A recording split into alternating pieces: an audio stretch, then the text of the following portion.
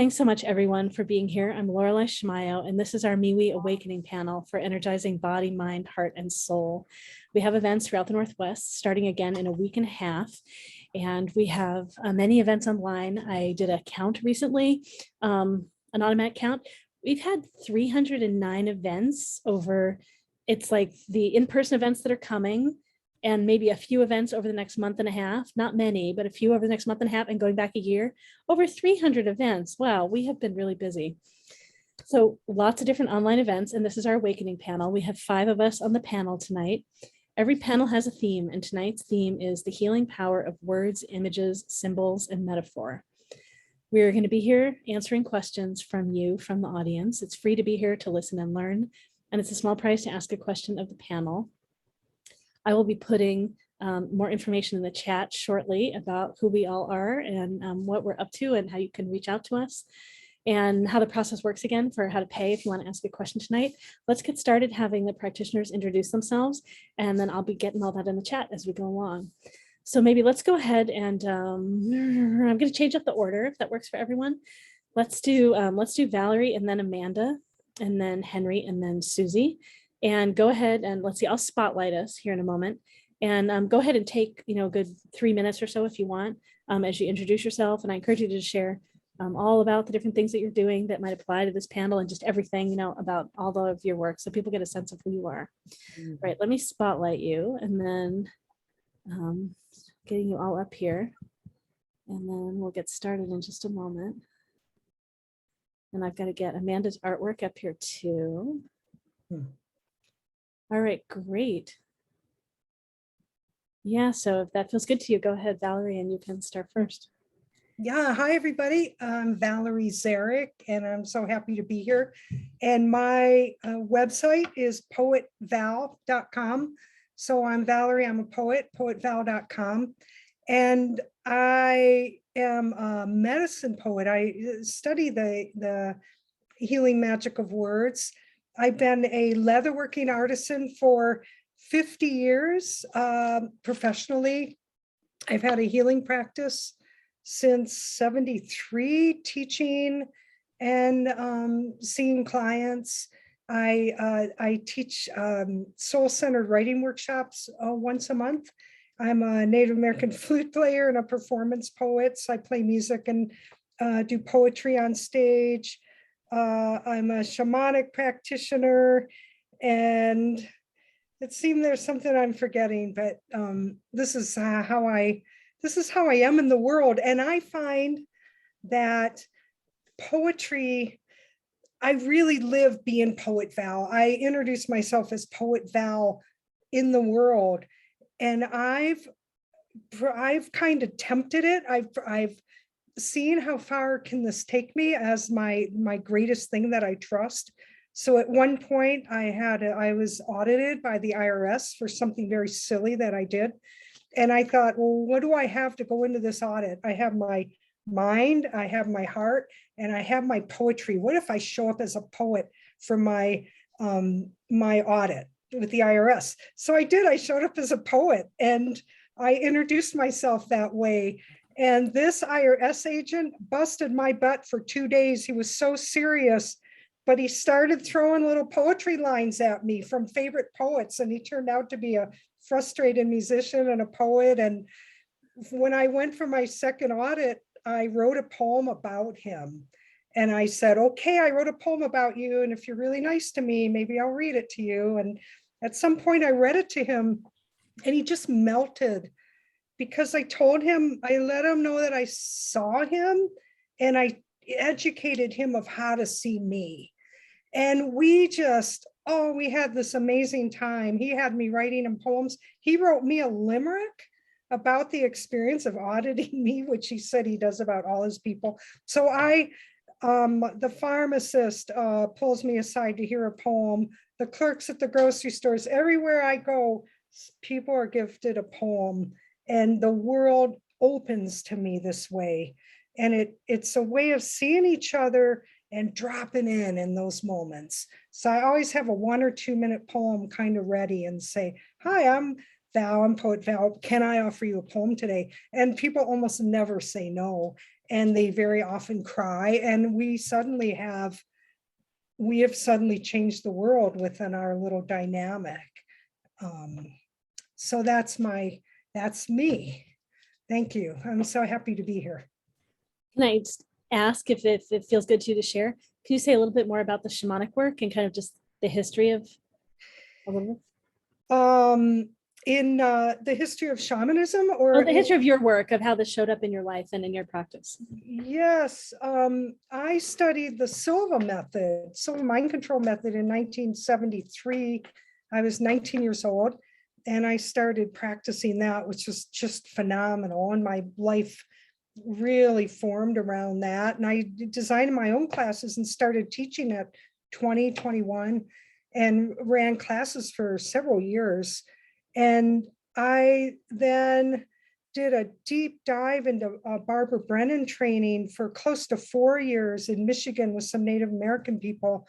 We learned ceremony and we learned to construct chakras with our hands. And I've had miracles. I have twice had a broken bone, a broken back once, and a broken toe once heal under my hands, like spontaneously, like somebody with a broken back leaving the hospital right after the session with a healed back. So I've had a lot of miracles, experiences of miracles. And then I've always done shamanism. People always called me shaman. And I said, you can't call me that. I haven't been trained. I'm not that. And they'd say, okay, shaman. Like everybody would ignore me when I'd say, you can't call me that. And so I finally thought, if I'm this drawn to it, I should take a formal training. And when I did, my world changed so deeply. It is so who I am and such a part of my soul to be a shamanic practitioner. And do I have time for 1 minute poem, or should I? So yeah, go ahead. People who know me know this poem, and it's a poem I recite to myself every day. So it's an example of what I call a medicine poem. And it's the title to this book. And it's called Sore Ready. So just feel this, maybe close your eyes and feel into it. I had my feathers replaced today, along my shoulders and the back of my neck. The old ones hardly catching the currents anymore. I'd forgotten to molt and hung on to everything I ever had. Today, I let go, pluck the disheveled and replace them with the grand. Part angel, part great blue heron, and downy owl feathers along my spine. I don the talon feet of hawk, firm, relaxed, unfettered by storms. I see the moon different, shadows as friends. And I hear a shamanic rattle after that poem every time. I often will just in the air go, because it goes with it. And I recite that poem to myself every day and it changes me. It's a shamanic healing medicine poem that brings me back. So I'll open, my last thing to say in this moment is to ask you, what brings you back? What brings you home? Thank you. Thank you so much, Valerie. Right, Amanda. Oh my gosh, I have to do linear speaking after the journeying. I'm still with the feathers. It was very nice. I liked it. Let's see. Who am I is always the question. So I guess my experience with this kind of stuff in general, I feel like my whole life I was always connected to my intuition, and I always had a relationship with like rocks and animals and trees. Just I thought everybody did. I thought that was just like, I didn't realize until I was older that that wasn't just a thing. So for me, I always put meaning on things, and oh my gosh, okay, I wanted to be a chemistry major in college. I almost was one, but it took too much time management that I didn't have. But I was so obsessed with the symbols. I love the little symbols, the periodic table, how things fit together. It makes me so happy. So I've always been definitely into puzzles and symbols and figuring things out. That being said, I ended up with a music therapy degree because I had no idea what the heck else I was going to do that made any sense at all. But it wasn't the right fit for me. I think it was because I didn't have the words for it that I needed. So I was able to hold the space musically, and I was working with kids mostly and low functioning adults, like severely mentally ill people. So it didn't need so many words. It was really more about the experience and holding the space with the music and that kind of situation. But as I got older, I definitely wanted to do more with actual communicating and trying to figure out how to put words on things. But as far as music therapy goes, I didn't really want to do that because I don't know. I just didn't really want to talk about it so much. I just wanted to do it. Anyway, that being said, so I had a near death. Okay. All right. So let's go based on the fact that I find meaning in everything. Lorelei, I know you're trying not to laugh. I'm going to stay on track. I swear. I'm going to stay. I got this. I love that you're wandering and including all these other things. Go ahead. Okay. I'm trying to tell like my life story in like 2 minutes. Why not? There's only 5 of us, right? We have a minute. But there was always, okay, so that was the thing. But then also I felt like actually understanding like human dynamics and people around me, like to me, like so much of it made no logical sense at all. And I didn't know what people were doing. Like I just didn't get it. I just didn't know why people were acting in the ways they were acting or saying, like so much of it. I just like, I don't know what's going on. So I would always have like my friends, it was a small group, but in general, like I was very confused by human behavior. And let's see, life went on and I had 3 kids close together, and that would be like a crash course in human behavior. So now I understand people, and it's one of those things where, you know, if you really understand one person, you understand everybody, because, you know, that's, I don't know, for me, that's a thing. It's like basic things, right? Like basic needs and basic things that connect everybody. Because I think I was always so in the zone of everything was connected. So then when people acted in a very separate way, it didn't make sense, right? But anyway, okay, I'm going to stay on track. Okay, keep going forward. I had a near-death experience, in which point that's, I feel like when I really kind of had my more spiritual awakening, in that I understood what meaninglessness was. So I experienced like the birth of creation, and at the same time, the void. And I'd never experienced meaninglessness before. And that was kind of a new concept. So that was like my letting go was like accepting that everything didn't have meaning. And then let's see, ... I ended up finding tarot and the symbolism in that and how it connected to psychology. That was like super fun. And I really love that, even though initially I thought it was going to be, I thought it was not what it was, but anyway, it was very awesome. And then I found runes, which were my first favorite, but I couldn't understand, oh, this is the awakening rune. I guess that's appropriate. I couldn't understand the runes until I mastered tarot. So then I understood, then I worked with the runes and I was really into that. Then I got on the fairs with Laureli and you guys, and I've always drawn, because I draw to stay chill, because, you know, that's just what I do. I've always drawn through school and everything. And I was drawing the rune wheels just to stay in a chill place with all the people on the internet. It's like all of these little boxes, so many energies, and the computer. And then I realized during the course of things that it was turning into readings, and it was kind of like magic. It's still weird to me. I think I've done hundreds of them at this point, and they're all different, and I never know what's going to happen. But it's kind of like I connect into the collective consciousness. I draw with my like channel drawing, and then I read it intuitively. And now we're here. And now I do this like every day. Can you hold it up just a little closer to the camera? It's the best way to spend my time, because it makes me happy. And I much rather talk to people when I have a picture, because I just pictures 1,000 words, right? Versus just a regular conversation. For me, it's like, oh, but we could draw and talk about that. And that's, I don't know, that for me is like my happy place. And so, yeah. And then you have a physical takeaway, because you can see it on the paper. Instead of just like an abstract like concept of talking about it, you can be like, oh wait, I see how my moon's opposite my sun. I see how it's in the picture, like, you know, that kind of thing. That's me. I think that's pretty much all me. That's it. Great, all these different perspectives. All right, I can't remember who was next. Was it Susie? Was it Henry? Go ahead, Susie, your video's on. Yeah, okay. I'm Susie Parker Goins, Blue Lightning Healing, and I'm a channel and energy healer. I read cards. I right now words are failing me, which is so absurd because there are just some days.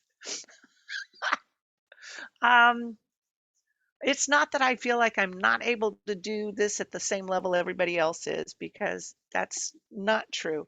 I work in a different manner. As a channel, I'm bringing energy through, and I don't interpret what I receive. Um, I have learned, and I have finally found the words for channeling, is that one becomes a conduit. So I bring the divine through, and it manifests through me physically. Um, and so I'm able to say the words with the guides. The guides are coming through and talking to me. So I'm teaching folks to recognize energy. Past lives, I love looking at those and playing with them. And sometimes they are a metaphor for something else that's going on for them right there. So I'm able to help people connect with that. And so they can resolve that lifetime and gain their energy back from it and move forward and be able to move forward in their life. Um, a lot of my words are poured into my podcast. I spend time researching different topics of all sorts of things, and then I've got to gather the words together so I can express it. And that's at Blue Lightning Healing Meditations page on my website for that. For me, words are really important. The last few days have been focused on me asking words, not interpreting them so much, but getting the communication going in such a manner that there is clarity that's been achieved. I had a conversation with a good friend today saying, what's the deal with this? And we understood each other. And I find that words are, for me, it's words. I also use light language. Oh, I didn't make a note of that. I use light language, which isn't words so much, but frequencies and vibrations, which helps me to convey the meaning of whatever guides you've got coming through or shifting the energy around. For me, it comes through mostly vocally. There's a chunk of it that comes through body movements too. But I feel that these all help to shift the energy. Experience with words. I was talking to my friend today, talking with my kids today, and we get to sort things out that way. I found that there is a power in words. I guess it was 2013, I was diagnosed with cancer, and I knew at that point I had to change the end of the story. And that became my mantra for that, because my mother and my oldest sister didn't make it. And I knew I had to. And so using those words, it's the repetition of using words. That's why ritual is important, or ceremony, because you repeat the same words. You're building the energy and you're able to shift the energy. So I was able to change the end of that story. I do credit Amanda for giving me, helping me break through to think that I can draw something at that metaphorical, that image thing. I don't do landscapes, but to be able to draw the energy has been a new development for me too. Uh, I'm not as well equipped as Amanda is, and that's fine because she does it brilliantly. I don't, again, words are escaping me today, but I am excited to tune into the energy and be with everybody today. So thanks for coming. Thanks so much, Susie. Henry, you're up. All right. So I feel you, Susie. I'm having a particular discombobulation going on. I thought we had a fair this evening. And I'm just so thrilled that it's a panel, because I love them both, but I think I love the panels a little bit better because we're all together. So I prepared my speech and all of that. So that's all right. Or my talk, it's good, it's a talk. So, all right. I've been a life coach since 2006. And I've been psychic since, I don't know when I first noticed it, probably in my teens. I think when I started to really interact with other kids and they had something to hide, because when you're at a certain age, you don't hide anything yet. And then it was just like, it was so weird for me because there's all this hiding going on and I didn't know what to do with it. So I was like, I see you, it's okay, you don't have to hide. And then people are like, that's not true, and then it took me like decades to discover, oh, that's like crossing people's boundaries and you shouldn't do that, and it makes people uncomfortable, it makes them feel not safe, so you're not actually helping, you got to get permission first. And so this long journey, and then I became a life coach, and I was like, I don't want to be one. I just don't want to be one, but I got good at it. So I'm like, well, I'll do it because it helps people. And then I thought, like, life coaching is different from being a medium, from helping people from a spiritual place. And then I became a tarot reader, and I'm like, no way, really? My mom was a medium. She was a psychic. She was just brilliant. She was like a witch, if you will, like today, maybe like a hedge witch, which is how I identify these days. And but my dad was this atheist, very intellectual. So I got them both. So I'm like, tarot, I can't deal with that, the credibility, blah, blah, blah. And so then I'm like, oh, wait a minute, all of this stuff is the same stuff. It's all the same stuff. It's just like, in fact, we all have different modalities here. And so that's wonderful because not everything speaks to everyone all the time.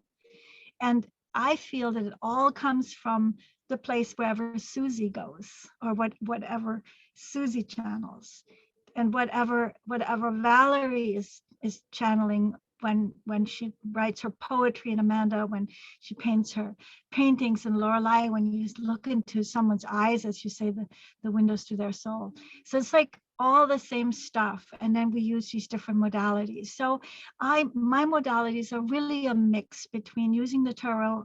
I love the symbolism. It just accesses beyond the intellect, because what happens is that people will come to me and they'll say, I want help with this thing, and then they will say something like, for example, I always feel chaotic and I just can't figure out what I want to do with my life.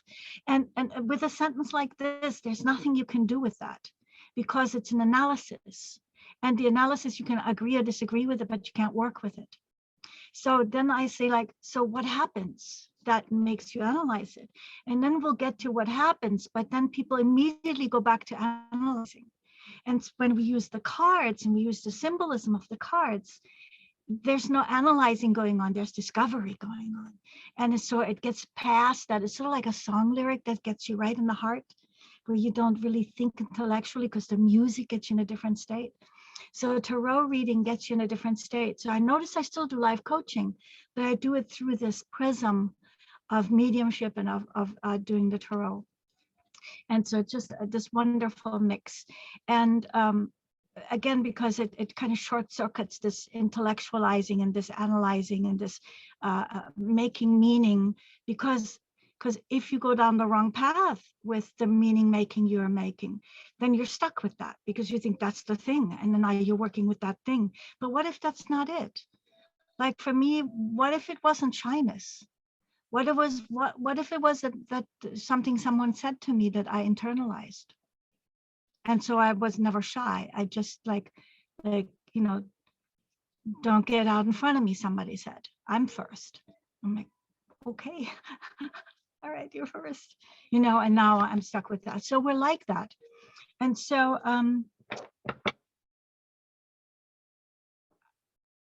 I think that ultimately we're all here because we're manifestations of the divine, but we're in this physical world, and it's this exciting, crazy, painful, beautiful ride. And we're trying to do this ride as just as great as we can. And so sometimes we want to reach out for help, And so that's how so welcome everyone, because you're probably here because you want a little bit of help and want a little bit of kinship in this wild, beautiful, amazing, horrifying, and thrilling ride. So welcome, and I look forward to working with everyone. Thanks so much, Henry. I want to call everyone's attention too to what's happening for Amanda. So just as we've been introducing ourselves, see what's happening on her. Show it, Amanda. Yeah. I'm so glad because I really wanted to say something. So I'm glad you're mentioning it. I was like, oh, look, and Lorelai's going to talk, and look, there's eyes. I was like, perfect timing. There's a moth on the bottom. So I thought it was a bee at first. I was like, oh, look, bees. And no, it's a moth. And so moth has to do with like darkness and shadow work and that kind of thing, and female energy. And then there's like, lots of times I drop energy flows like this. They could be chakra energy all the time. But these are eyes for sure. They're different than chakras. And yeah, so we'll see where we're headed with this. But there's eyes in the moth, and then there's eyes up here. So it's all about seeing in other ways. What I felt when I looked at it is the practitioner sharing, and it felt to me that you were weaving us into the panel, like you were weaving us as he's here. But. Yeah. Everything going on, right? It gets woven into these drawings. Mm-hmm. Well, I normally would be home and I'd have paper and I'd be writing. And so I'm like typing notes now on my phone. It's different.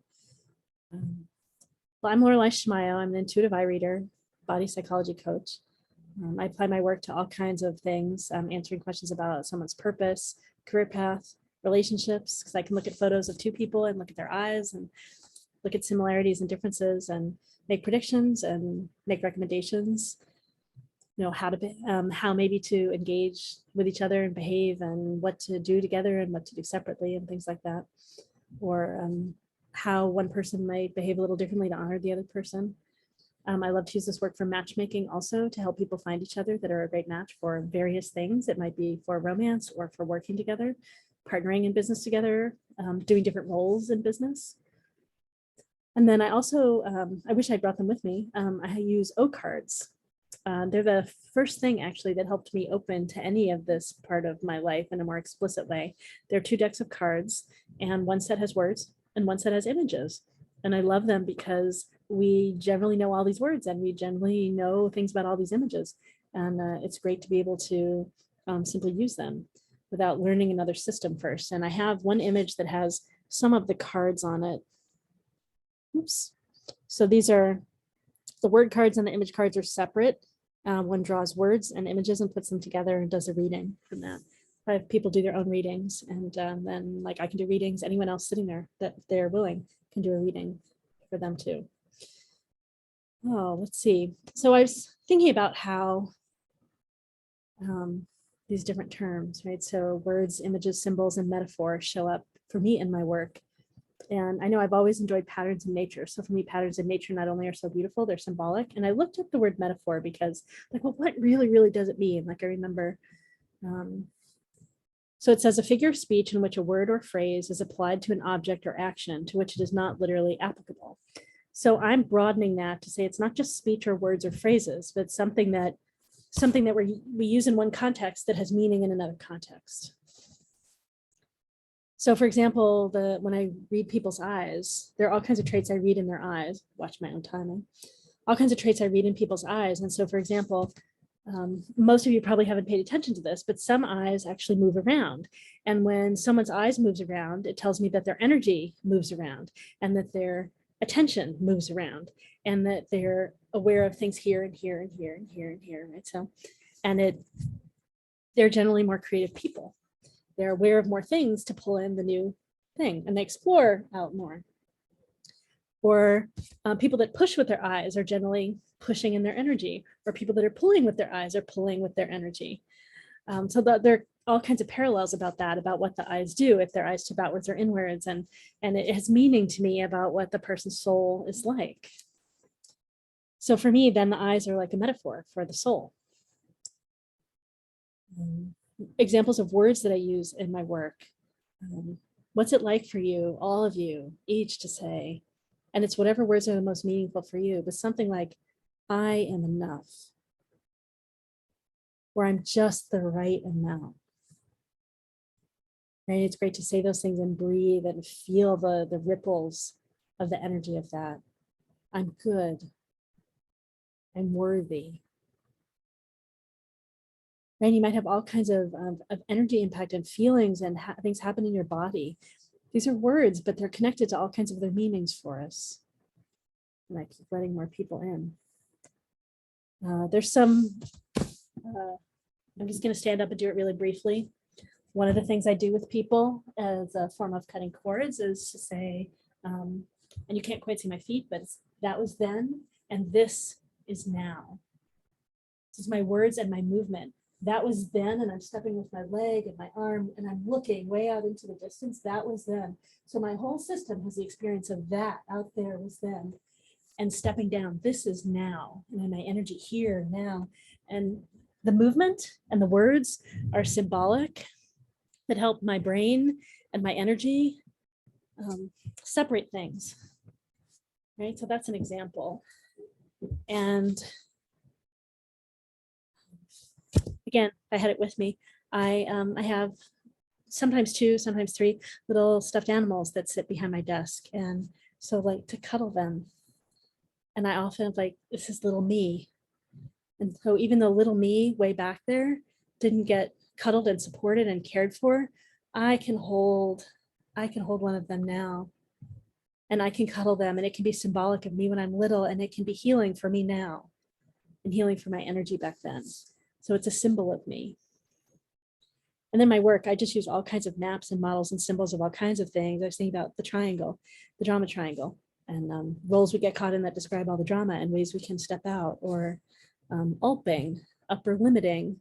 And someone's tempted to get in, but I can't see them. There we go. Ulping, upper limiting, like there's an amount of goodness or joy or whatever it is that we allow in, and a model, like when we get beyond that, we don't know how to integrate it and hold it, we sabotage, right? It's a belief, but it's a model that can be used for everything. And for me, it's a way to shift, because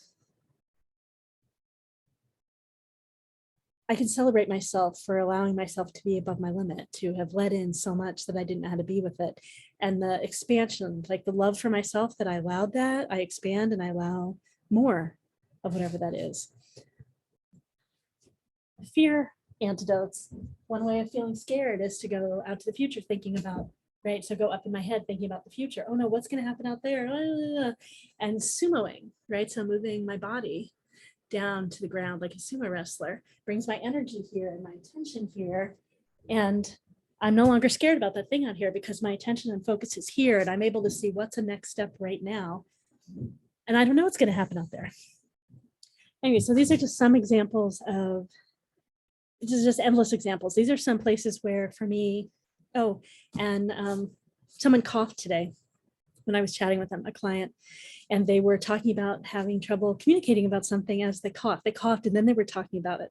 So their body had the cough in this area of the body that they're about to talk about before. There are just so many ways that I pay attention to symbols and metaphor in my work. And so there's a list of examples of things. So thanks for hearing all that. I'm sure there's more too that I love that we put this all together and I get to think about all this way. All right. Well, let's see. So practitioners, in hearing each other, is there anything else you want to share about yourself and your work and this topic? There, a lot came up for me that I'd like to share. On the topic of a metaphor, I think it was Blue Lightning, Susy.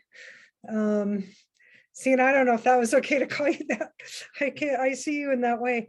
I think it was you who said that even when past lives come up, it can be used as metaphor. And in my healing practice, a lot of people would, especially when I was doing more energy work, people would bring in past lives quite a lot, bring it up.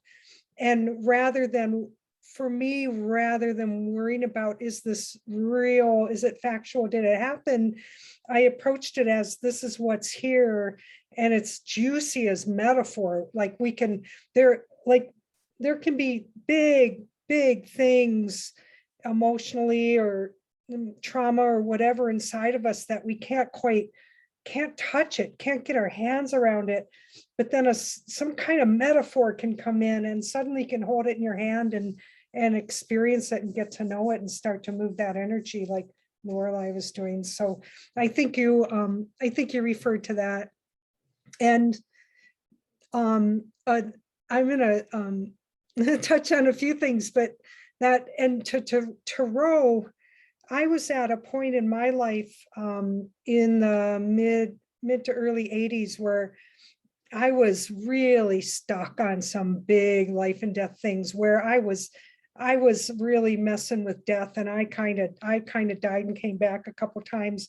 I was not taking good care of myself physically, and in order to change what I was studying Tarot at that time, and one of the things I loved hearing is that symbology will walk you up the stairs where you don't have wings to fly.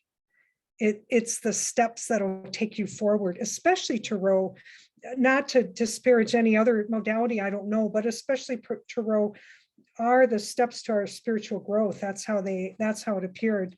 But when I was really trying to save my life and change, I would take like the Empress card and prop her where my solar plexus could see the card, and learn and take in that symbology and start to teach me from the inside out so I could begin to respond from an inner knowing. I was letting it teach my insides, the Hermit card, the Wheel of Fortune, but especially the Empress. I just let her teach my solar plexus and save my life. I believe that really took me on a path. Words, as we know in the beginning, was the word. Word is frequency. Word is the magic that creates the world, all of reality. Some of our most sacred words, like Yahweh, is breath. In Egypt, the God who created through speaking is Ptah, Ptah. So it's our breath that we're speaking through sound and breath that we're creating in that way. And in some of the, I believe it was Egypt, but I could be wrong, but in some of the most ancient written text, it was illegal to use vowels because vowels were the words for God, the sounds for God, and it was forbidden to speak God's name. So the whole language was written without the use of vowels, which I just think is really powerful. But this is and then the word abracadabra. Feel that breath, abracadabra. I create as I speak. Reality is as I speak it. So what? And then I've made a lot of notes, and I've heard everybody refer to this a little bit, but I've been studying my whole life. I've studied nutrition. I've studied so much. I am a scholar. I want to know everything. And when a client comes to me, I can be pretty wise. I can share a lot, and it's useful. It's good. But then I drop into the shamanic journey, or maybe Tarot, or whatever we're using, and spirit comes in with something totally unexpected that my knowingness would not have come up with. And I love that so much. I so love not having to know. And it takes courage to show up as a practitioner and not having to be in charge and not having to look cool and to know. But you let it go and become the hollow bone, and your compassionate helper guides and your clients, they all come together. And especially metaphor is so rich in the shamanic world, the non-ordinary realities. And you just go, and the world's the just beyond technicolor, and so much comes in from a whole different level. And so I love not having to know. But many years ago in my journeys, I started being handed scrolls, and I would draw them a lot. Like Amanda, I would draw my journeys. I would draw the energies a lot. And I would draw scrolls by the Cave of the Ancients, by the whales, by the Sphinx, by places where people may say the Akashic exists. And in my learnings and teaching and accessing the Akashic libraries, I've always known this to be, understood this to be the records, cosmic library of everything that ever was and ever will be. So kind of written in stone in a way. You can see your future, you can see the past, you can see everything, all knowledge. So I kept being handed scrolls in my journeys. Plus, I knew we were entering a new paradigm. Most of us felt that coming for a long time. So I'd say I finally realized that these were my Akashic records. And I asked the guides, so you're handing me my Akashic records. Are you saying to read my Akashic records? And they said, no, we're telling you to write them. So, well, how can I write my Akashic records if the Akashic exists already? And they said, you're supposed to write them. And I just sat with this for months and months and months. And I kept being told, given scrolls, told to write my Akashic.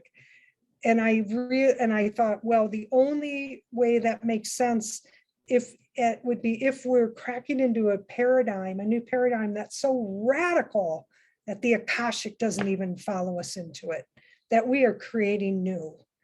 And I said, okay, Spirit, how are you going to bring us into a new paradigm? And I saw the world say, well, watch this. What if we make everything stop all at once? And that's what I think COVID was, cracking us into that new paradigm. And so I see that we are the creators now, that we are writing the new paradigm and the new Akashic. So thank you for letting me complete that thought. I know it was kind of long. That was great. Thank you, Valerie. Any other practitioners? Anything else you want to share before we go ahead? It's a great theme, and I appreciate all the different pieces we're bringing.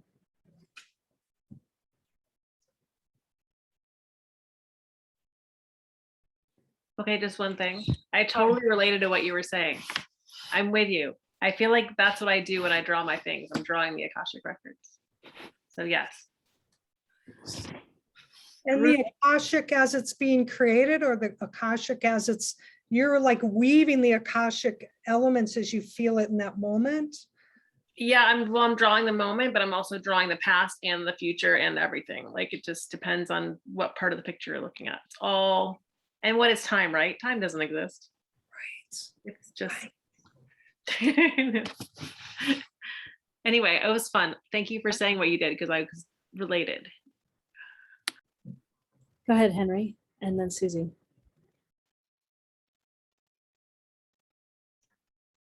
I hope you bear with me. I'm a little discombobulated today. I was hoping it would go away, but it's not. It might have something to do with lack of sleep.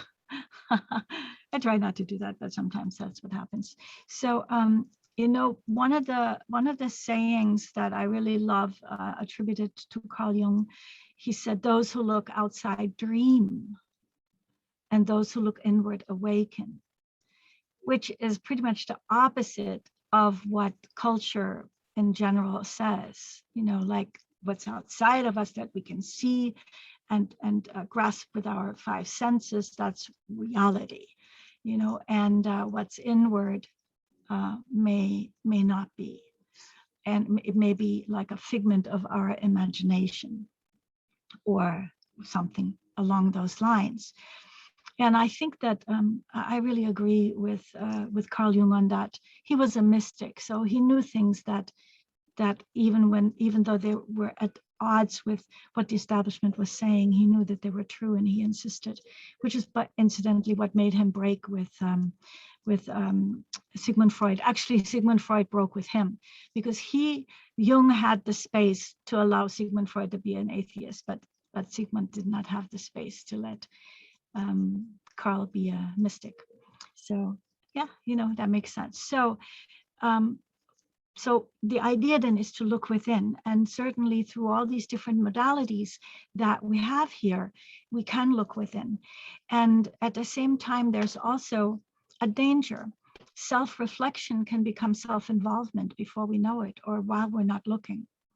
And when when you're self-involved rather than reflecting, you may just kind of niggle at yourself and niggle, and why is this, and why is it, and this is happening again, and this is who I am, and this is, and you just entrench, or what I in one of my classes call a rehearsal of distress. So you're kind of revisiting the same neural networks. And that's why it's so important to supplement things like counseling and life coaching with a real spirit, with real heart and soul, with the metaphysical, really. That's what I'm trying to say, with the metaphysical. And who said the quote about look outside? That's Carl Jung. Carl Jung said, those who look outside dream, those who look inside awaken. Okay, so now where was I? What was I trying to say here? So yes, so we want to learn, and we want to grow, and we want to evolve, and we want to certainly be healed, and we want to feel whole. And one of the really central things to feeling whole is by having our place in the world, by knowing what our purpose is and expressing our purpose. This was certainly true for me. I was talented in a lot of different things. I used to make records with what is now Sony. I mean, I toured, and you would think I found my purpose. It wasn't my purpose. It was my mom's purpose. And so I stepped into her footsteps, which, I wish she'd ask me what I want to do, but we didn't do those things back then. I was born in 57. And so when we find our purpose, it's the same thing as finding ourselves. So when you look within, you can discover who you are. What is in alignment with your true self? You can define that. And once you define it, you literally, like your purpose falls out. This is just a side effect. It just happens as a result of that. Like I couldn't find it, because looking for my purpose and what my purpose actually was so close together, like a weed that grows right with the flower. So my purpose is to help other people find their purpose, what's in alignment with their true self. And so when we do this, though, we can, like I said, we can kind of get a little bit repetitive with it, and we can get into what's not working. So when we look at ourselves, we often see what's not working. And this is, I think, where spiritual guidance and metaphysical guidance of the people who do the kinds of things we're doing, and other people and other panels, is so essential. So we can distinguish between rehearsing our distress and suffering over what's wrong with us, or what we perceive. Obviously, it's what we perceive is wrong with us. There's nothing wrong with anybody. We're all beautiful beings on this planet, and we just do it the best we can, and everybody has their own little piece of what's working, and the other pieces that maybe aren't, another little piece that's not working. And so when you're working with somebody, then you can distinguish between getting kind of stuck on how it's not working, and getting guided out of that into what's possible. And I think that's what we're all doing here, is we're creating like this tremendous space of possibility for everyone, and for ourselves too. I can't speak for everyone else, but I certainly grow so much on these panels, and learn so much just by listening to everyone else. And also, when you contribute, you're contributed to. It works like you teach, you learn. So it's all happening simultaneously. So that's why, today I just really want to give thanks to all the people who have helped me along the way, and who have distinguished for me the difference between being self-involved and being self-reflective, and who distinguished just addressing what's not working, or re-entrenching what's not working. And I was really looking at that today. I just had this moment of like, I'm just such an amazing person now. My partner tells me all the time I'm amazing. So I'm thinking I'm just such an amazing person. It's amazing what I've done with my life. And I'm like, oh, but then I took this class, and I took this class, and I had this mentor, and I had this teacher, and I took this class, and I read this book. And I'm like, okay, well, that's what's amazing, all of us together. So that's what came up for me right now. And I've started working. I've started creating my own tarot deck. So as I'm listening, I was lining up the cards because today for the first time I want, yay, Laureli, this is so supportive. You have no idea because you're always going back like, so mention your deck. This is like making me fly and create more cards rather than going, oh, it's going to be like late spring before I have it ready. I literally have 4 cards left to do. And then I have all the trumps because that's what I'm doing. I'm doing a trump deck. Yay. And so tonight I'm going to try and do the share screen and use my trumps because I'm teaching a tarot class right now and a new one starts on Saturday. And I've noticed that the students really want to work with my cards. And so I'm realizing, well, I should try and do that. So hopefully, hopefully the technical difficulties will not be too formidable. I'm just going to create that they're not, and that it's going to go without a hitch. And I just look forward to, being of service and all of us, just being together and loving on each other.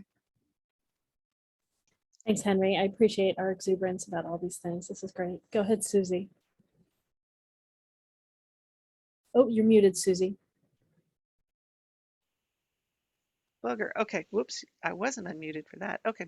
So during the conversation with Val and Amanda, y'all are talking about the Akasha and how it appears to you. And that's where symbology comes in for me, is that it looks like a map to me when I'm doing the past life stuff, which led me down the path of there is a thesaurus for me of spirituality. So what one may call God or divine or source, flying spaghetti monster, whatever it is, it's all the same thing. It's all source, it's all love, and it's all working together. I encourage my clients to look at their language of intention. And I know I know a life coach who talks about her dirty words, which are hope and want and need and this stuff, and to put things in the now. So that language aspect I think is really important. And the conversation here has helped me to understand that the thesaurus is not just words. You can use those imageries. You use your own symbology. What does that image, how does that image make you feel? What emotions does that evoke? Or where do you get your input, wherever that is from? And honestly, I don't feel that there's any wrong answers. One person can look at a flower and it makes them think one thing, and another person will see something else. So presenting the variety of input. I love my guides. They tell me things.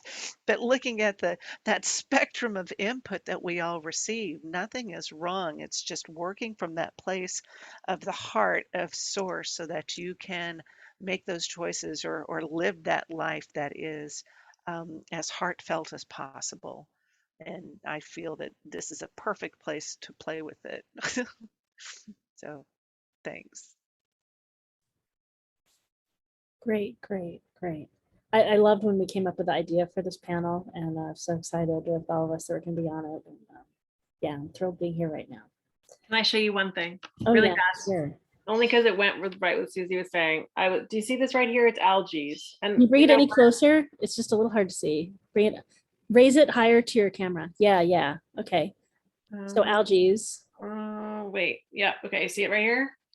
Normally I don't draw 3, but today I did. I don't know. It's weird. Anyway, but I realized when you were talking about source, I was like, oh, that's what it's about. So algae typically refers to protection and the concept of being attached, like connected to your guides, and in that moment feeling protected. But I have 3 of them. So it's like 3. It's like the Trinity. It's like anything in 3 that protects us. It's all these different ways that we all experience that kind of feeling of being connected to the one energy, right? And so, yeah, when you were talking about it, I was drawing it. So it's like, oh, look, it goes. It's the picture to go with your words, Susy. It's great. All right. Well, let's dive into answering some questions. Many of you have been here before, and you know that some sort of personal question is really the best thing for us. We have 3 questions in line, and before we start answering, I mention we believe that everyone is intuitive, and you might know that you're open and intuitive. This is a great opportunity to practice expanding, opening, listening to your intuition, and that whatever comes through you as we're answering people's questions, you might notice it has something to do with the answers that we give. And so that's extra validation that yes, you're noticing things that are relevant. I know that just listening to all the panels has helped me like listen and be more aware of what's coming through me. You may also get messages that we do not share. Totally may be valid. We request that you allow the attention to stay up on the panel tonight as we answer questions. So if something does come through you, you might want to write it down because often the messages are fleeting. And then if you want, when we're done answering someone's question, you're welcome to private chat them and ask them if they'd like to hear what came through you for them, potentially for them. Please honor whatever they share. They may not want to hear, they may feel full after hearing all our answers. Trust that it came through you for some other reason. So do your best to not take that personally. And then also, this is recorded and it will be posted online. When you ask a question, we may go deeper than you want us to go in this public format or talk about other topics that you don't want us sharing about here. We're here to honor you. Please interrupt us. Give us guidance ahead of time if you want, and then interrupt us if we go in a direction you don't want us to be going. And we will tune how we're offering our answers to you. So thanks so much. The few of you that are online, we've got Jacqueline, or I've been using Joyqueline, Melissa, and Brittany.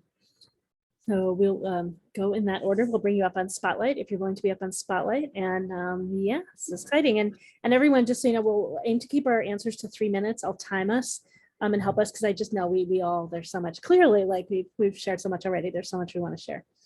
All right, great. Let's bring you up. All right, what is your question? Well, it's not clearly articulated, but I first want to say I really agree. These panels are great, and they really are enlightening and helpful. And especially I'm really drawn to this topic because communication has always been kind of a very important to me. And I write some, and actually something that's come up is like I've been having throat issues, and then I've been encountering some people ghosting. So I'm just, the first thing that occurs to me is communication. What is happening, and I also wanted to say, Amanda, I have drawings of algae all up over my house because it's a defense symbol. But yeah, so the first thing that comes up is communication, and if there are any, if you all have input on anything you glean or your impressions you get, that would be great. I mean, like why people ghost? I really, that's a big, I have no idea. All right, great. And practitioners, yeah, when you're ready, raise your hand in the software, just like Amanda just did. That's great. All right, Amanda, go ahead.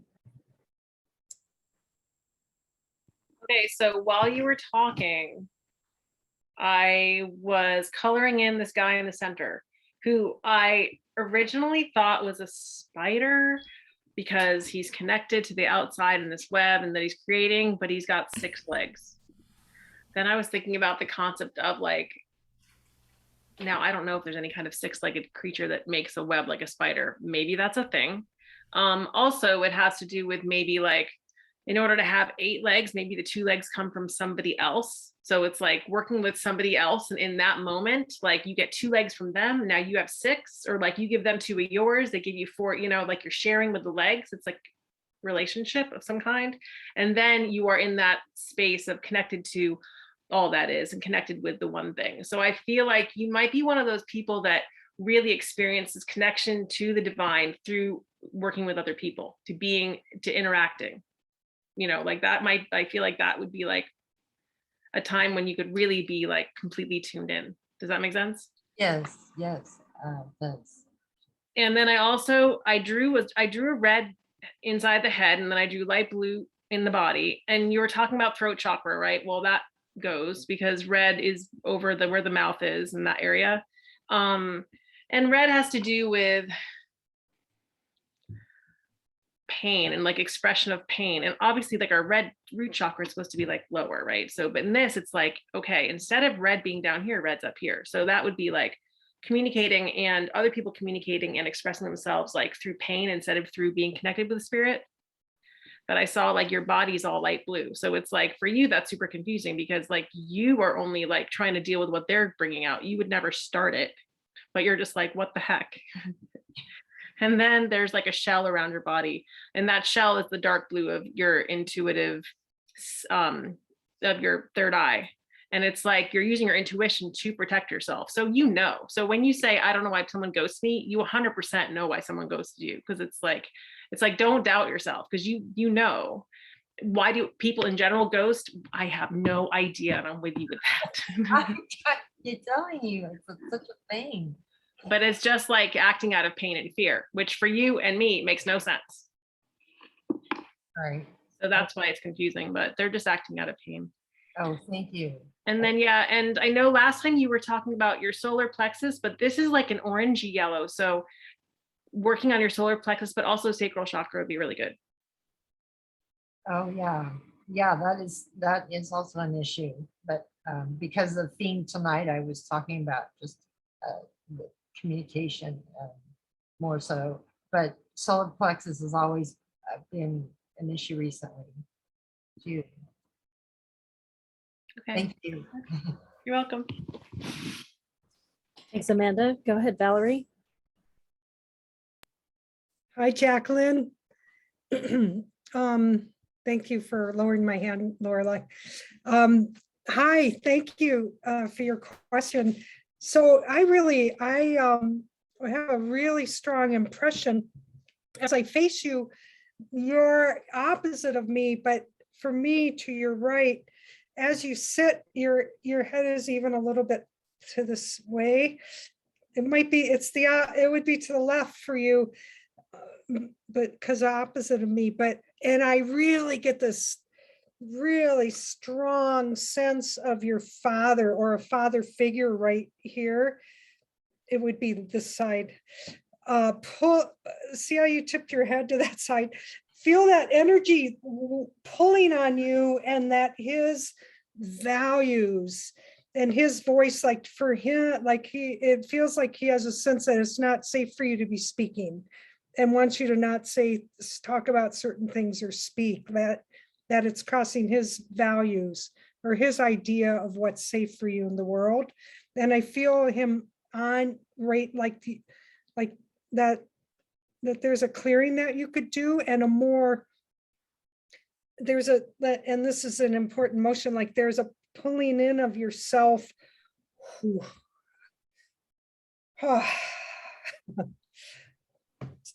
Did you feel that, or did I just feel it? Like, did you, of pulling in of yourself and clearing off of your old ancestors and what they wanted you to be, how they wanted you to be, and what they believed was safe in the world and safe for you. So it burdens. And I just feel like that's the crossover and disconnect. I don't often speak in these ways, but was my impression. That does that resonate for you at all, or not really? It does. I mean, my father is still alive, and he's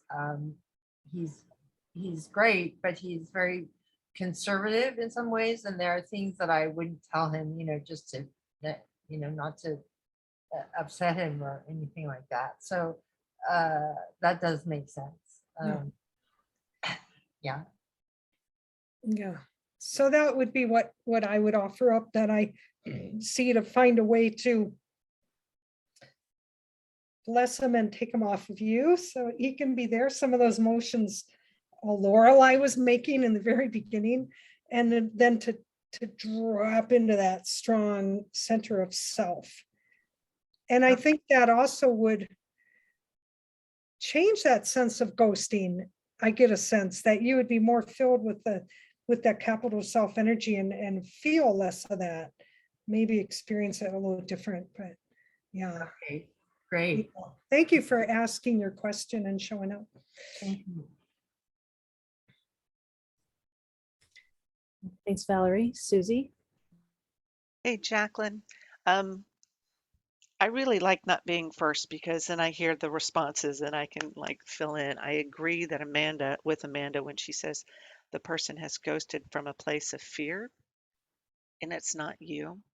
And also with Val, she was talking about releasing these emotions, and that's definitely a clearing is what I feel needs to would be beneficial to you in your throat chakra. Um, it can be done energetically to give you an image to work with. When one clears, one can use a counterclockwise motion to clear out these energies. You do have some could it be past lives? I know it's definitely in this lifetime. You just stated where there were things you would not say so that you would not upset the Father. And that is, I feel like that's an ancestral, a generational thing.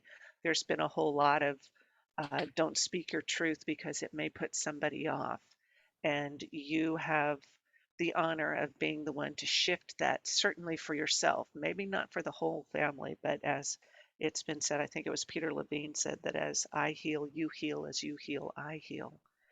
That's about trauma. So as you heal your the cycles from your family, you're healing those who have gone before you, but also those who come after you in the family line, whether it's your direct line or somebody else's, you're still healing those in front of you. That release will help to soothe the throat. And I feel it got to the point where you wouldn't say the truth even to yourself. That's what it feels like is over here on the left. That's a real big sticking point. Stick would be an interesting image to use for that.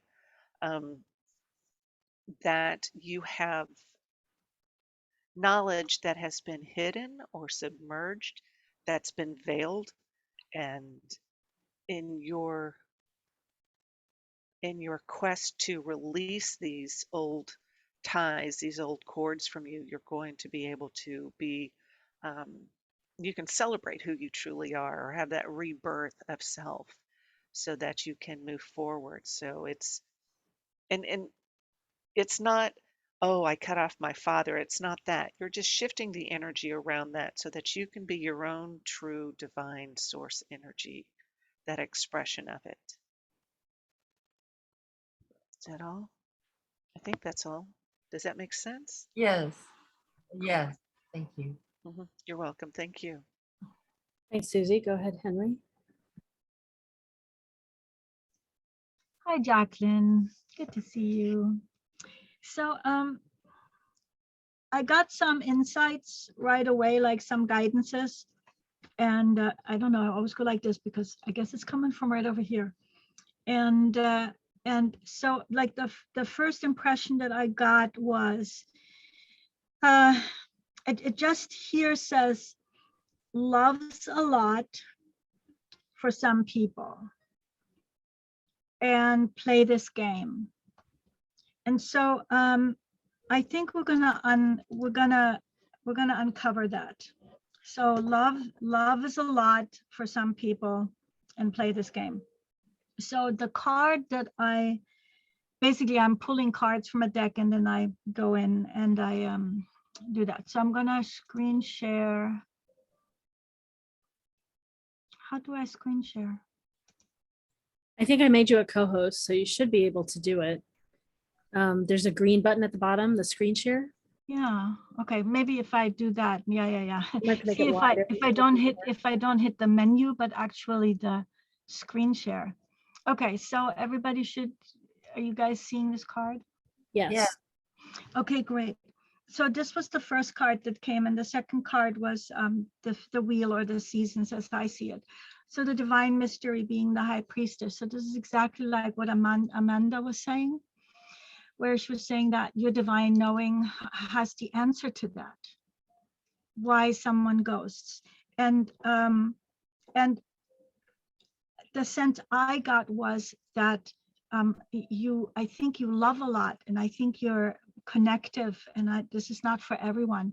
And I think that when somebody goes, just to kind of like in a basic way answer your question from the guidance that I got, is that perhaps, I mean, first of all, people ghost because they ghost. It's a modern thing, and it's okay now, or not okay, but you know what I'm saying.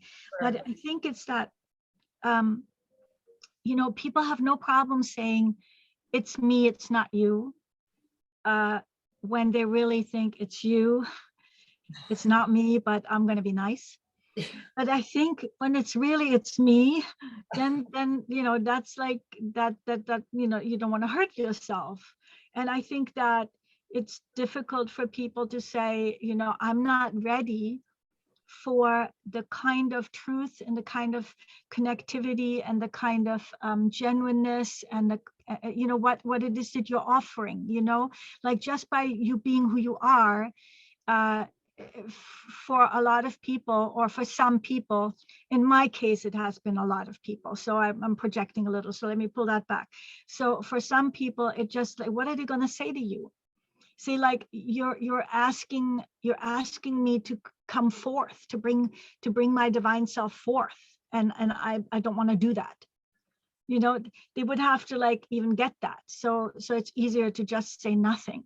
So that's was like love is a lot for some people.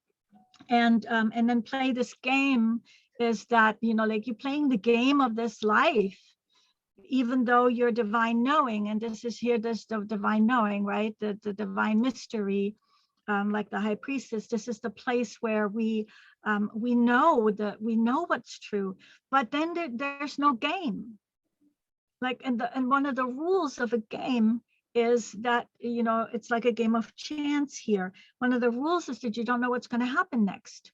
And you don't know why somebody ghosts you, and you don't know what you could do, and you don't know what it means, and you don't know how to integrate that into your life, and you don't know how to be about it.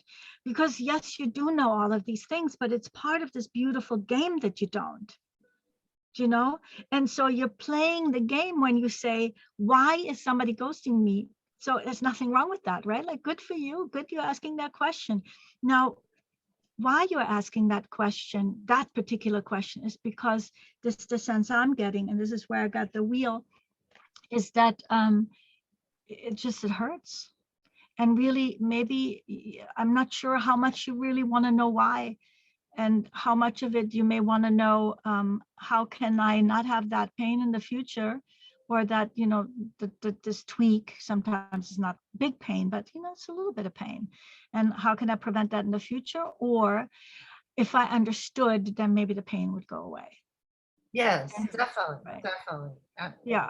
And so really, like, you could ask the question, instead of saying, why does somebody ghost? You could ask the question, why, what can I do to not feel this, like this little thump in the heart here? And this is where I'm going to stop sharing. And this is where I have not made the seasons card yet. And so this is where this comes in. So you have, I think, seen this card with me before. So my card that's in development looks very much like this, because I really connect with that. It's like we have preferences, and like here the summer is kind of my green screen. Did you hold it in front of your, okay, yeah, I was going to say, you hold it in front of your face. Okay, all right, Okay, so much better great. now. Thank you, Yeah. Laureli. Yay. Yeah, so, we have preferences. Okay, now it stopped working. We have preferences. Like, you have the preference for this person to tell you what's going on, why they've disappeared, and to maybe solve it before they have to disappear. And you can say that's like winter. I don't like winter, but maybe you love winter. So, that's just for me. I didn't used to like winter. So it's just like, well, I don't like that one. I don't like when somebody just disappears and doesn't tell me why. But then you could also say, well, what if I embrace that? Because we're talking about, how do you deal with the hurt? So you could like, what if I embrace this situation, like me embracing winter? Like, I'm already like, oh, it's November 10th. When do you think it might snow? So when you embrace all of these things, the different seasons, like now you're in a fallow season with this person, and this may be where it stays. But you could maybe embrace that, because it doesn't stay there with everyone. And it's like, okay, it's sort of like when you plant a bunch of bulbs, but not all of them are gonna blossom in the summer or in the spring. Henry, Oh, just timing, so come to a, Yeah, thank you. Yeah, Go so ahead. that, go ahead, Jacqueline, you're gonna say something or ask something.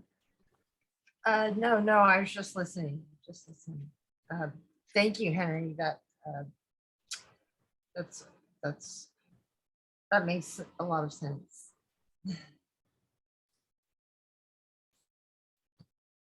Great, great. Let's see. So what was occurring to me is that I'm imagining that you're wishing that these people made a different choice. You're wishing that they behaved differently. You're wishing that they were different. And when I look at the worldview lessons of consciousness, there's a big transition between connection and fulfillment. Connection is where we're focused on relationships with people and the connection with other people. And the later steps of the lessons of moving through connection are that we choose relationships with drama. We step in and create it. We play in it. We get over focused on it. Ideally, so that we feel the pain of when we focus on the connection and the relationship at the expense of focusing on ourselves and our purpose, or kind of all one in the messages of the universe. So fulfillment, right, when we're connected to us and the energy through us and what's wanted. And so my thoughts are, you're wanting things to be different than they are, and you're caught in the tussle of that. And it may be that letting these relationships go, letting them be what they are, maybe how you, I mean, the word ascend is here, but it's the way you grow and expand to the next step. It's the way that you can loosen your attention from the connection with them at this time, in this moment, and that your attention goes to something else that's more of service to you. Right? So feeling the pain of how the relationship isn't what you want, and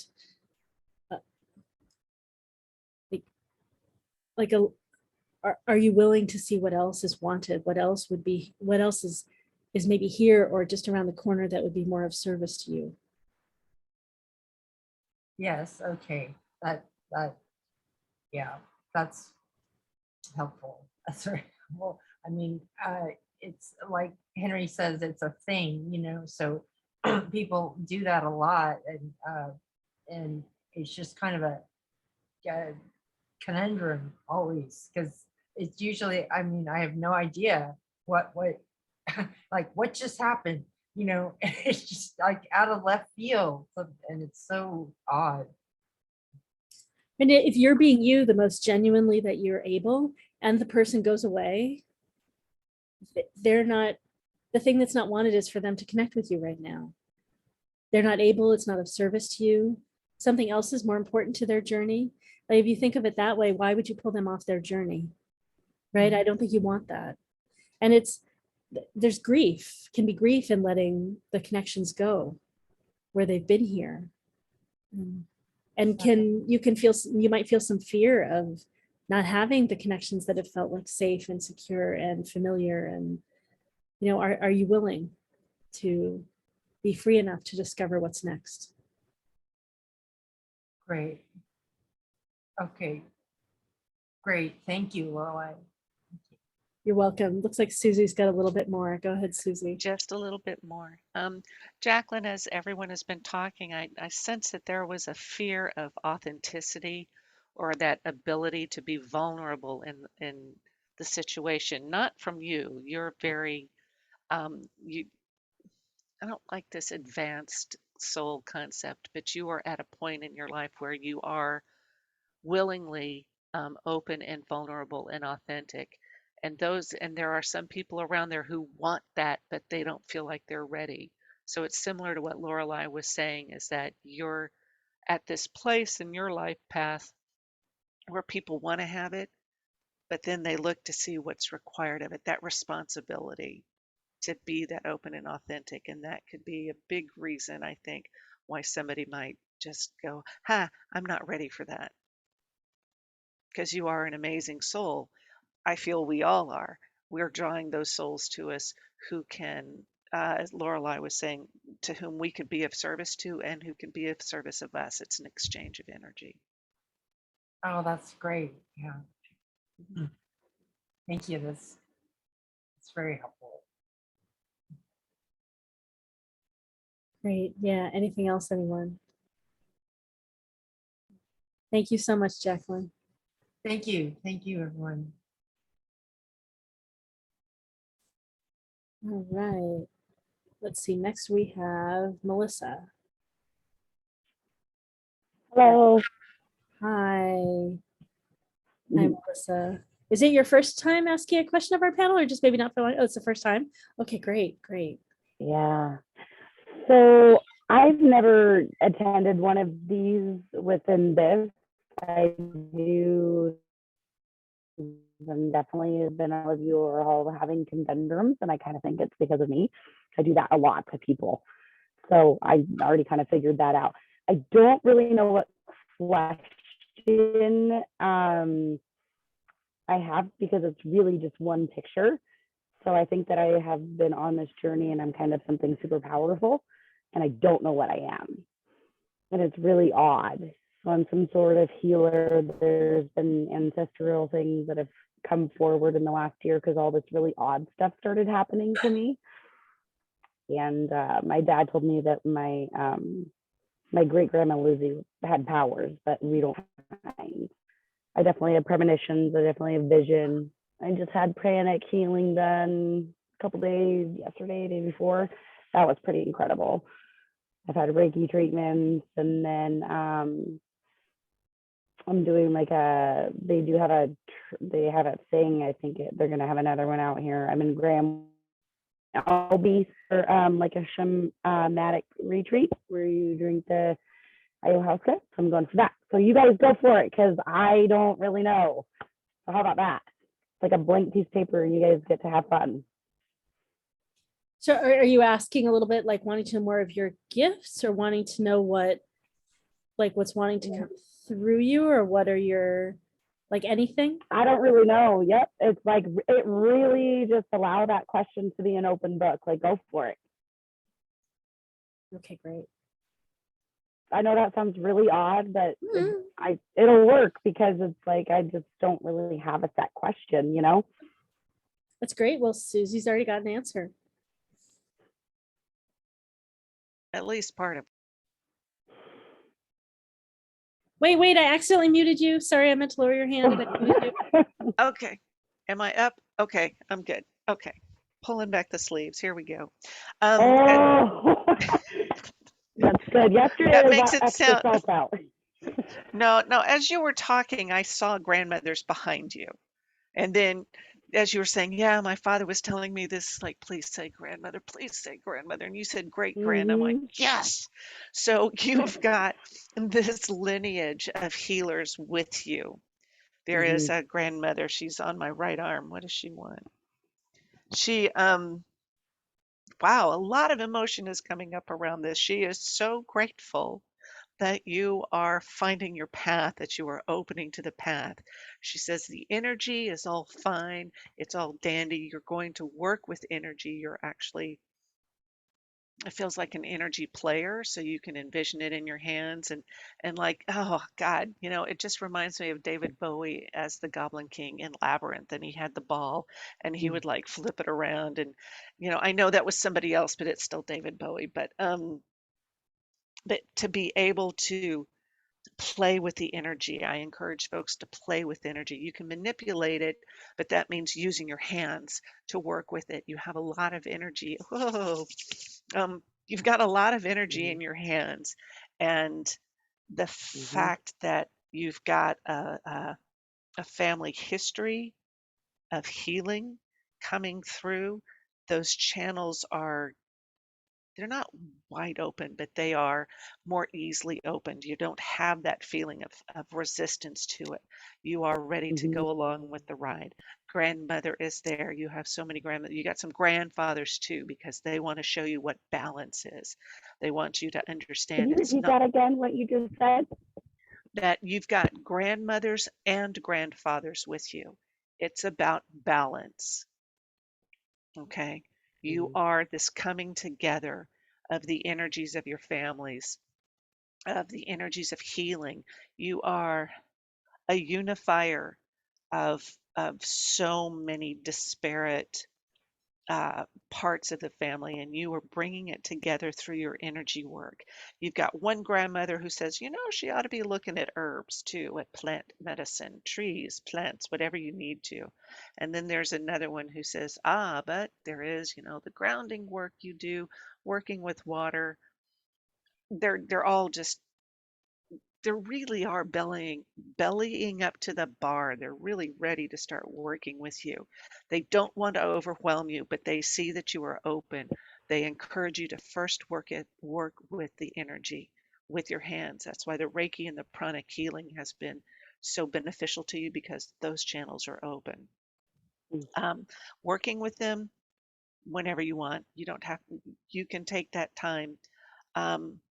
You're doing ayahuasca, so that will be an excellent time to connect with those ancestors. There's some animal totems, animal guides in there for you too, and they'll come forward. They, what else? What else? What else? No, that's what I've got. The grandmother is saying it's time to grow. So, thank you. Well done. Have fun. Thank you. Yes, it's starting to be fun and not so painful. It's not painful. They don't want you to be scared either. You're being guided, and this is the time, and the timing is such that you can accept it. Be open and trust. Are y'all done yet? Okay, yeah, that's it. We're good. Thank you. Thank you. Thanks, Susie. We've got Amanda, Valerie, and then Henry. I'm so glad I get to go next, because mine went exactly with what you were saying. And if I don't get to go, then I'll totally forget, and then I'll be mad at myself. Anyway, so Susie, what were you saying about like playing with the energy, playing with the energy? And as I was starting to draw for you, I drew all of these little tiny circles right around here. It was around like the masculine rune and around the feminine rune.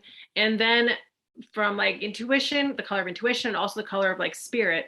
And as you were saying, like, move energy around, I was actually like moving the energy around. I was like drawing these circles, and I was like kind of painting over it. So all of the little circles that used to be there now are kind of like going together. So it's like you learning how to put all of these things that you've like intuitively gathered along the years, and like imagine like a stalactite growing. It's like it's been growing all along, right? See it? This is the blue thing. So it's been dripping down and becoming ice. Ice is tricky. So ice can be, and this is also for you, and this is an I, which is like Isa, which has to do with, it's the iceberg. So it's kind of like someone who's stubborn, but don't take that in a bad way. It's also the energy of like strength and like holding everything together, but it's like a fixed belief, okay? So there's a lock. See how that's a lock? There's like a keyhole, right? In this Isa. I can't see anything you have. Oh I'm no, so that's horrendous. I didn't know you. So are you on a tablet or a phone?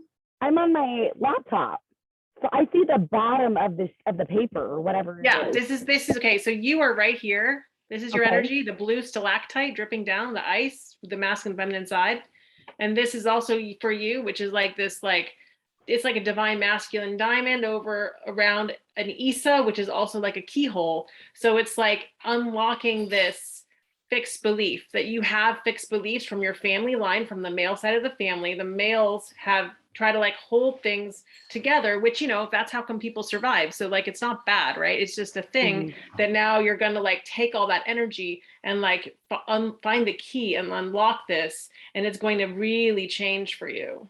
So it's like, this is not like a negative thing, right? It's just like all of this power that's like held up in this, like basically locked in this box that you're going to be able to access. And then I was also connecting with Sowilo, which is the rune of clarity. So you're definitely going to be finding clarity. So yeah. So don't, when you feel stuck, just keep it moving like you're doing, because you definitely have a lot to access, and that's exciting. Thank you. Sure. Thanks, Amanda, Valerie, and then Henry. Thanks, everybody. So hi, Melissa. Hello. Welcome to the woo world. Yeah, It's a different realm, different world to be in. Beautiful realm. So this is what I really got. I actually drew a picture, so I think Amanda's affecting me, but I drew a cauldron of soup, and that these ancestral helper spirits, they're all putting their ingredients in. I'm going to read you a poem in a moment, but that what I really got clear is calling your compassionate, benevolent helper spirits and have them make a little bit of a, rather than saying, oh, this is new, I'm open to everything, every door, come in, come in, come in. It's good to have your compassionate helper spirits in their wisdom say, yeah, this comes in, yeah, we're putting this in the soup, we're putting this in the soup. You go over there and play. Like use some discernment and some benevolent helper spirits as your guides, that this is your discernment, your decisions to make is to say, the benevolent helper spirits for the good of all always is who gets to talk to me and help me. And because you're saying, yeah, I'm opening, and you don't need to dance through every door. And when Amanda was showing her circles, I was feeling that too. Like, oh yeah, you can be in these circles rather than here I am, take me, so that's a decision to make, that I'm using my benevolent helper spirits, if that makes sense to you. Mhm. And I saw this cauldron of soup. So I want to read you a poem called Making Soup. And the context was that it was before the last presidential election, and I had the town hall on TV on a Thursday night. And there was a lot of arguing and fighting and discord, but I kind of wanted it on. And that was when I wrote this poem as I made soup. So making soup. On a Thursday evening in October, after the last farmer's market, election town hall on TV, the first frost, the basil won't survive, 50-degree temperature drop. I get out the old soup pot, wide with a good fitting lid I won't put on till it's done. It's a sacrament to offer the resilient kale, red onion not long separated from the ground, 12 cloves of garlic that's been stored since last season, making way for a new harvest, cubes of purple yam, 2 cans of white beans, dried salt from the Dead Sea. The women I remember gather around, make suggestions, inhale aromas, pleased to see their DNA hasn't forgotten how to soothe and make peace. So you're in charge of the magic. You're in charge of what's going in the soup, and all these ancestors speaking to you, they're going to say, ooh, add some of this, add some of that, and that'll be your magic. But you got the cauldron. Does that make sense? Mhm. Good. Thank you. Thank you. Thank you, Valerie. Henry. This is just so perfect, Melissa. But Valerie, what you were saying, when you look at my cards, so I'm going to share the screen. Here we go, share. So this is the magic card. So it's not a cauldron necessary, but to me, this feels like a kitchen where you brew the magic. So I really feel that connects with Valerie, with you. So that was the first card that I drew. And then I drew the sun card, which I'm still developing. This is the Gaian Tarot, which I love, the sun card here. And so the sense that I got, so the first thing that came up, and that was before I drew any cards, because this was kind of how it's shaking out, that I'm realizing that I always get guidance immediately, and I shouldn't just wait until the cards are talking. So the first thing I was thinking is like, you're this magical person, and with all these gifts and powers yourself, and you should probably develop a good ritual of psychic protection. And I don't mean like protection as in something dangerous or bad or fearful, but just like, it's sort of like, you don't need to be Grand Central Station, right? You just, it's like you have a door on your room. So psychic protection, like a door on your room. And so, and you can study this yourself and find what resonates with you, and also, ask your guides or ask your higher knowing. And so then the sense I had, like, so I pulled a magic. So, or in a Rider-Waite deck that's called the Magician. And what that tells me is for you to use all your tools. Kind of move from heresy, or not heresy, heresy is something entirely different. Move from hearsay to, like, people are telling me I have this and I have that, right? Aren't you talking about that? How I'm so tired of that. Yeah, exactly. So move from having other people tell you what you've got to claiming it. Just like, when they're telling you what you've got, they're really trying to tell you, step into your power and claim it. And my time is just about up, so I'm just going to wrap it up. And so the sun, I think is just this is how you move into the sun. This is coming out on the other side of it. And so rather than hiding out in, well, that's what other people are saying, and my great grandmother, instead of, and I'm not saying that to belittle it, the sounded like that, but it's sort of like, the internal dialogue. It's to just, start speaking. This is who I am. That's what the cards are saying. All right.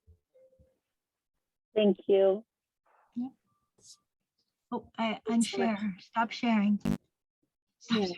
Thanks so much, Henry. No, Melissa. So the words that came to me as I think others started to share was, put that down and focus on what's most important. And I hear you saying that to other people. I see you working with groups of people. You're about play and alignment, change, transformation.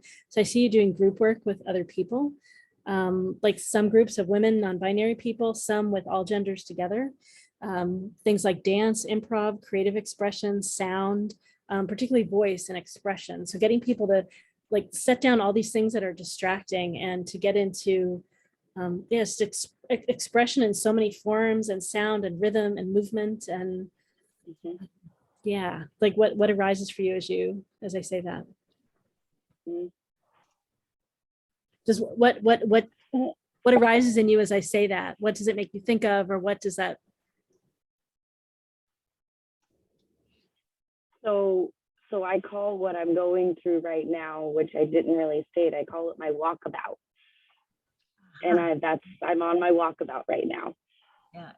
And so it's what you're saying to me is kind of already that's happening. You know what I mean? Like I feel, because it is very true. I mean, that's why I was kind of like, no, I'm just feeling you. I'm just so that, are you looking for a more physical feeling or more of emotional? Yeah. Do you work with people now? Do you lead groups of people now in some form? So I just had a pranic healing done, and the first thing, that they said, they immediately, because I was complaining, like, I can't be around people, like, it's their energy, they're just sucking me dry. And I was like, I need to be around, like, intelligent people because I'm so bored. You know what I mean? But then, and I don't lead anybody, but I'm healing like 5 people right now, and I have no idea how it's happening. So I think that's probably what it is, is that there's 5 people around me that are continuously, I'm like healing, and it's just happening. And I'm like, I don't know how that happened. It just happened. Did you see that happen? And I have a really bad thing with, you guys were talking about water, cold water. I have the worst luck with cold water, cold showers. Like, it's insane. Like, I'm actually live in Alaska, but I'm in Graham on my walkabout in Washington. And I've driven 2.5 hours to another town to get a hot shower. And I get there and they're like, there's no hot water. Not joking, that happened. So yeah, I don't know. I don't know beyond that answer. Yeah. That's all I got. So that's in the just the process and the journey that you're on. That's what I see. And so if any of those things are, if you feel an impulse to do any of those kinds of things, dance, improvisation, creative expression in terms of like artwork or sound or movement or instruments or any of those things, I encourage you to do that. This feels like the energy that's coming through you to me. So that is very true, because I walk around with my AirPods and listen to things and music, and I'm always dancing. Great. Yep. Thank you. And Valerie's got something else too. Go ahead, Valerie. Thank you. Yeah, again, as I listen, I hear, don't be afraid to take charge. Don't be afraid to add what you want into the soup pot and take guidance, but don't, they're coming to you and opening you to this. But don't forget that you're in charge of it. I think that'll really help you a lot to know that and to ask, is this what I want? Or is this right for me? Or how am I healing these people? Do I want to? You don't. Where do I go to talk to them? Like, I don't have that connection with them. Yeah. And you can ask for get a little set. You might do some shamanic journeys to meet your benevolent helper spirits who can teach you these things. And then you say, okay, take me on a journey to know, how do I hear them in this way? You can start asking for those things, so you can pull in your helper guides to take you. Their job is to take you and to answer these questions that'll be really unique to you. Thank you. You're welcome. And Amanda and Susy each have a little bit more too. Go ahead. Just trying not to keep saying stuff, but I can't help it. I have to say it because you're talking about the soup pot, and here's the well of the weird. Well, can you pull it up closer to the camera? It's just hard to see. Okay, the well of the weird in Norse mythology correlates to the well that the three Norns pulled all the answers to the universe out of it. It's like the big cauldron, right? And then there's all this energy here, but I don't remember what you were saying about 5 people, 5 something. This is like definitely 5 situations. 1, 2, 3, 4, 5. This is also like a message to not let other people drain your energy and don't feel responsible for them, because right now I feel like this is really a time for you to work on you. And like they, don't they're gonna want to come along, but you can just be like, no, just wait, it's okay, because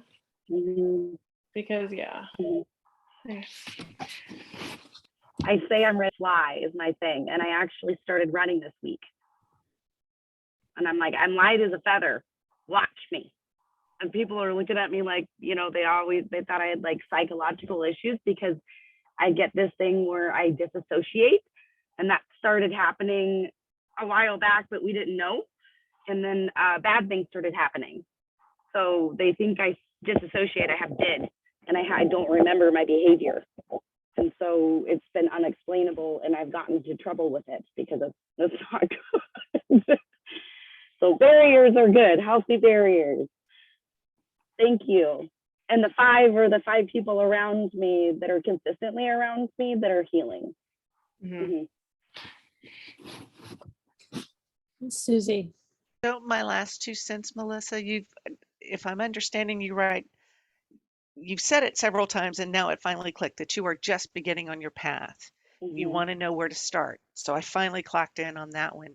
Meditation is a great way to do it, and it's not sitting there with your legs. It's not always sitting there with your legs crossed and you're levitating and everything. Then you just said you run. You can slip into a meditative state there because your body is busy and doing something else. Now, for me, meditation, people talk about prayer. Pray, pray, pray. And it's like prayer is when you ask Source for something, and meditation is when you listen. And running, when you run, that's the perfect time to do that, is to just be with yourself. And that's certainly going to work on your breathing. I think breathing is a big part of all of this. So breathing and running, and allow yourself to talk to these guides. You call them in, and I totally agree with this cauldron. You got people all standing around ready to help you. talk and say who needs to come forward in this time, because I absolutely agree, you're in control. But running is a great time for you in which to do it. You've set that intention. You can take yourself wherever you need to, both physically and metaphorically, because that's what we're playing with here. Okay. Thanks. Thank you. Mhm. Amazing. And Henry has a little bit more too.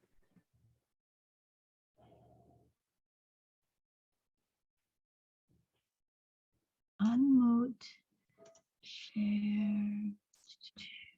So I pulled another card for you when you were saying, that you're kind of starting and you're getting ready and putting it together. And the sense, then we had the Empress is in the regular Rider-Waite or Waite Smith deck. And for me, the Empress is just always the creator.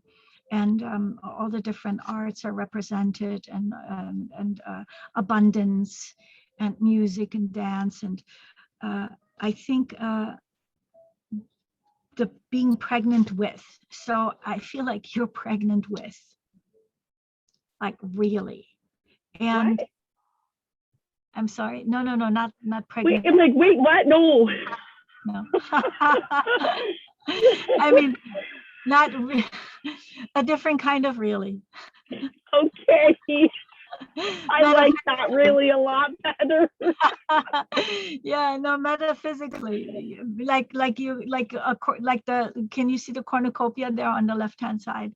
Like the cornucopia, you're pregnant with the creativity and with your powers, and the thing is that it just takes the time that it takes.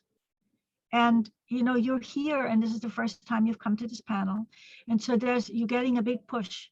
And that's probably what you were seeking. I don't think there are any mistakes or any accidents. So you're here and you're getting your big push. It's like, how long does it take? Like before, I've never been pregnant or I've never given birth, but I know a little bit about it from watching movies. And it's like, push. And then going, ah! Or something much bigger than that. And then it's push again. So you've been getting the push for quite a while from people, and you're sick and tired of it. Like, from what I know, people get sick and tired of being told to push. And so, at some point you just, I don't know. I've never, like I said, I've never given birth, but I'm wondering if there's a moment where you let go and you let it happen. And so maybe that is what there is still to come, letting go and letting it happen. And again, when you were saying that this is dissociative, I'm a non-binary person, and so a lot of my community is different gendered and different things. So there's a lot of mental health issues because of suffering. And so I know a number of people who have been dealing with dissociation, and it's made a difference for them to do psychic protection, just as an aside. That's not in my reading, but that's just an aside. Yeah. So you may want to look at that. I think I was possessed because after I got hypnotized and had a Reiki session, there was like this thing outside that was kept trying to come at me like very quickly. And I have 3 witnesses, and they were like, we're seeing anything like, and it happened on the night of my Reiki session. So I think I was possessed, and it's a disorder when it's not wanted. Yeah. So okay. So now you're confirming that. So now take that seriously. You can do something about that. You can create psychic protection. So that was the first hit I got. Remember that I got a hit before I even laid down a card. So this is showing up so much in my life lately. I'm like, I don't want anything to do with it, but here it is. So I'm just gonna have to answer that. Because I've had possession myself, so I've gone through that. I've gone through the whole journey of not believing in psychic protection and getting there and understanding the power of it. So really, thank you. Right. Well, thank you so much, Melissa, for leaping into our panel for the first time and then asking a question. Yeah, thank you so much. You guys are a blessing. Thank you. That was beautiful. Very welcome. And next we have Brittany. Hello. get you up. Oops. Get you up here. All right. And you shared a little about your question, but yeah, go ahead and yeah, do you want to voice it yourself? Sure. I was hoping that someone could intuitively help me figure out a little bit more clarity on in terms of what my purpose is. I know a little bit, but more, hopefully with more insight than I already know. And I would love to know what special gifts that I have. My mom was psychic, and but she died when I was 16, so I don't know a whole lot about it. And there are a lot of questions that I wish I could ask her.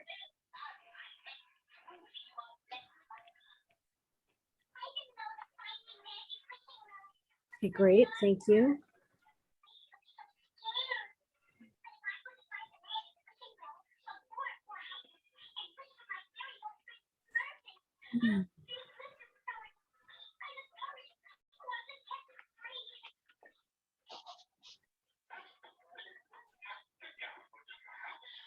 Go ahead, Henry. Oh, let's see. Yeah, Henry and then Amanda. It's fine, Amanda, if you want to go first. I know I put my hand up a little earlier, but then I can find my card. So it would be great if you go first. Okay, so I was drawing, when you first started talking, I went right over to the Rune of Freya, which is Fehu, which has to do with, she's the goddess in Norse mythology that was very, she was like she's like the divine feminine. Just one thing, I just want to break in. So Brittany, can you see where Amanda's drawing? Have you scrolled over to it? Okay, great. Go ahead, Amanda. Okay. So this is the Rune of Freya, and that has to do with that really standing in your feminine power. And it also has to do with really making sure to work on your first three chakras, like your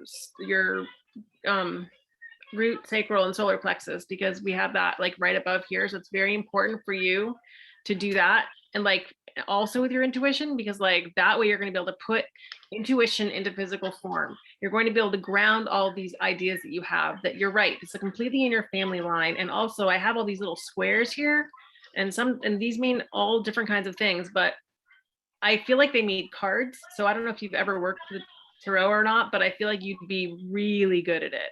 And I feel like you'd actually be able to like use that to help other people and to connect with other people through cards and to like teach it or that kind of thing. But putting the pieces together and definitely like using cards, but I definitely see you as like eventually teaching this.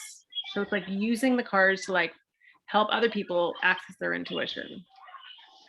That's what I see. It's really cool that you got that in your reading.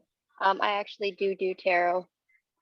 I'm not very like comfortable doing it yet, but I have learned the basics of it. You are going to be like so good at it. I feel like you're already really good at it. You just don't believe it. So just like, I feel like it's your gift. So keep doing that. And I think that you're going to be able to, you know, even like doing this with kids or teaching kids how to, or younger, not necessarily kids, but like could be teenagers, like people that are younger, like find their spiritual path sooner, if that makes sense. It does. But I definitely know. Actually, I'm doing a children's yoga instruction program right now on the weekends. So awesome. I think that kind of ties into that too. Yeah, you're on the right path. Good job. Great. Henry and then Susie. Okay, so the card that came up, let me share it here. Share, okay. Is that large enough for everyone to see? Mm-hmm. Okay, great. So this is the card that came up. And so what that's said to me is that there's some work for you to do to harmonize yourself. Does that speak to you? Yes, definitely. Yeah, and then, you know, some patience comes into that too. And then when you look at the bottom here, water being poured from one jug to another. And so the water isn't just being, so this is both you. So your output should come back to you. and should come back to you. Like you're putting it out and then it should come back, rather than output that is lost, like pouring water on the ground. If it's not lost, but it's lost to you, the ground probably appreciates it. But so practicing being mindful of the input, the output that you're giving, because you might be giving too much output. So basically, like, look at what gives you contentment, look at what makes you feel balanced. So balance as in achieving equilibrium. Equilibrium is a very interesting state. So you might want to do a little bit of research on what is equilibrium, because it's like that. When you understand something better, then it's more likely for you to be able to pull it into your life, or to bring it forth from within you, because of course it's in you too. Also, the strong sense I got is that one of the clairs is you'll be working with one of the clairs, and especially clairaudient. Do you hear things? Not that I know of, no. Yeah. Do you use any of the clairs? Like, are you clairsentient, claircognizant? I'm clairsentient and claircognizant. I don't know how to say that. Claircognizant. So you have just a higher knowing of things. Yeah. So I think the most important thing for you is to practice, like to put together a practice that grounds and calms you, and that brings you to center. Does that speak to you? Yes, it definitely does. That's been on my list of things to do, is that to develop a routine as far as grounding and centering myself each day. Yeah, so that's the bottom line, grounding and centering, because you can't get equilibrium without grounding and centering, and you can't really develop any of your clairs without some equilibrium. If you do, you just invite a lot of chaos. So you wanna maybe do it concurrently. I'm not saying you need to do one first, but certainly do it concurrently. That's what I got. Okay, thank you. Thanks, Henry. Susy, and then Valerie. Hey, Brittany. Thank you, Henry, because I'm looking at the cards I drew and it's like bang, bang, bang. So we got them all. So what I would like to, I'll put it in different words. Developing a practice for grounding and centering. The first card I drew from the Earth Magic deck was ceremony or invocation. So as you develop this practice, I encourage you to start that. Don't put it off, because it will come in handy in helping you to communicate not only with your intuition, but your mom's over there saying, you could talk to me through the cards. Trust what you get. Ground, center yourself and say, okay, Mom, what do you have for me today? And to do that. I also got that this children's yoga practice is another form of grounding and centering for you. It's pulling together a variety of practices that will help you develop your intuitive abilities. I don't see you being as much of an energy player as with Melissa, but there is a drawing together, the balancing. Yeah, they keep saying, centering and balancing is going to be your first step into trusting what your intuition says. That's a big step there. First you ground, you center, you hear it, and then you trust what you get.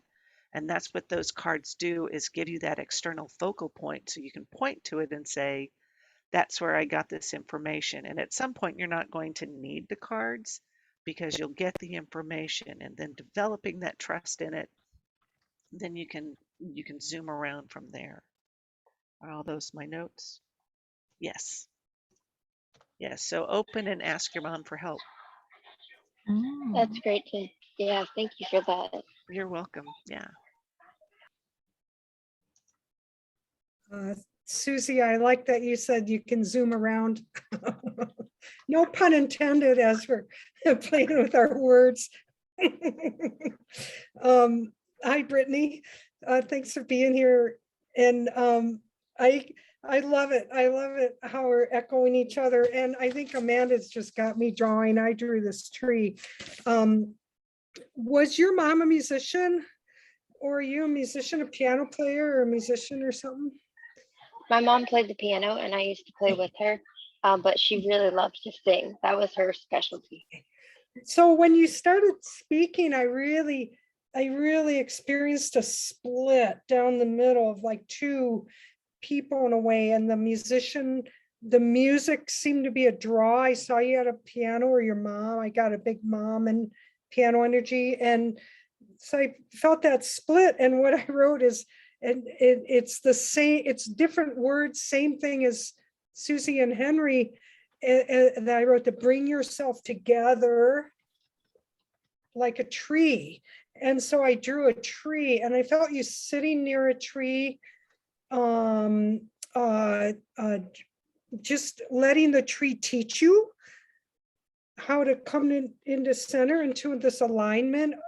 It's when I do this, I feel a weaving, and definitely end up kind of, if you take your right hand, you thumb towards your body, you can spin up your chakras, at least top, bottom, and front. You can do it to back too. Always use your right hand, thumb towards your body, and you can kind of give your chakras a little spin and kind of open them up, and it'll help you come to center. And the tree will teach you that too. And the tree will help anchor it into your body because you align with that tree energy. So tree really wants to help you come together.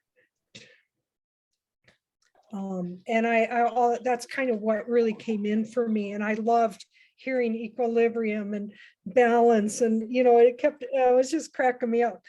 It was really fun to hear and see what you all are doing so much, because this is just, really high level fun for me.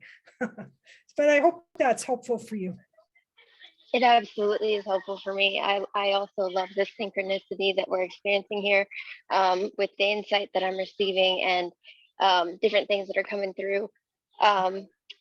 And it's kind of funny that you mentioned the tree as being a good source for rooting, as a metaphor, and actually both literally as well, because I recently got Reiki 2 certified to heal through that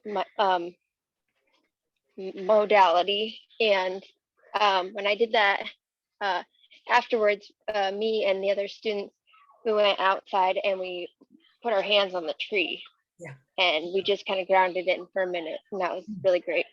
Yeah, that'll help you a lot. That's big, powerful, magical energy for you. It's going to help you do what Henry and Susy were talking about a lot. Help you bring that split into one place. Mm-hmm. Thank you. Thank you. Oh yeah, Amanda, before I share, Amanda, do you want to go ahead and introduce yourself again and say what you wrote in the chat? And Oh yeah, sorry. I have a really horrible cold, and I just need to, I'm really you're done. all cooled it out now. I can't do it anymore. I'm sorry. I hate leaving. I put in the chat that if anyone would like a digital copy, I can email it to you. Just PayPal me $15 and give me your, thank you, Henry. Give me your email. And if you don't have PayPal, just email me and say, I don't have PayPal, then I'll send you an invoice. I am Amanda Root. I do shamanic soul art. This is the picture of the energy of the room today. I do this individually for people. So I draw people's energy, and then I can talk for an hour or like forever about what is in it. There's new things come up all the time. It's just, it's just crazy. And I have no more words left. So I am snowmoontarot.com, and that's it. Thank you so much, Amanda, for being here. Several of us are going to, maybe more than several of us are going to be wanting copies of that. So thanks so much for being here and answering questions. And you're welcome. Thanks for having me. Bye, guys. You're welcome. Bye, Amanda. And Brittany, we've got a little bit more. In particular, I wanted to share your talents and the way I read people's talents. So let me get Amanda's camera off of here too. Great is they're probably scholar, priest, priestess, and artisan.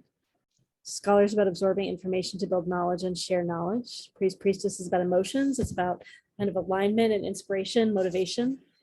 And then artisan's about freedom, creativity, pleasure, and energy.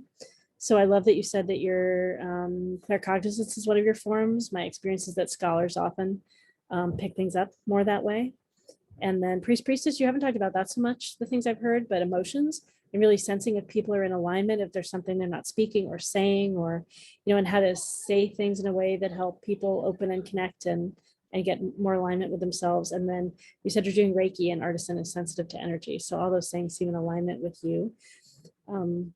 You're telling about your mom and that you'd love to ask her questions, and no one said anything about this, but it seems like believing that you could ask your mom and that you could get answers, right? And that mediumship is the direction that you might be able to open, and that your mom and your willingness to connect with your mom is the doorway through there.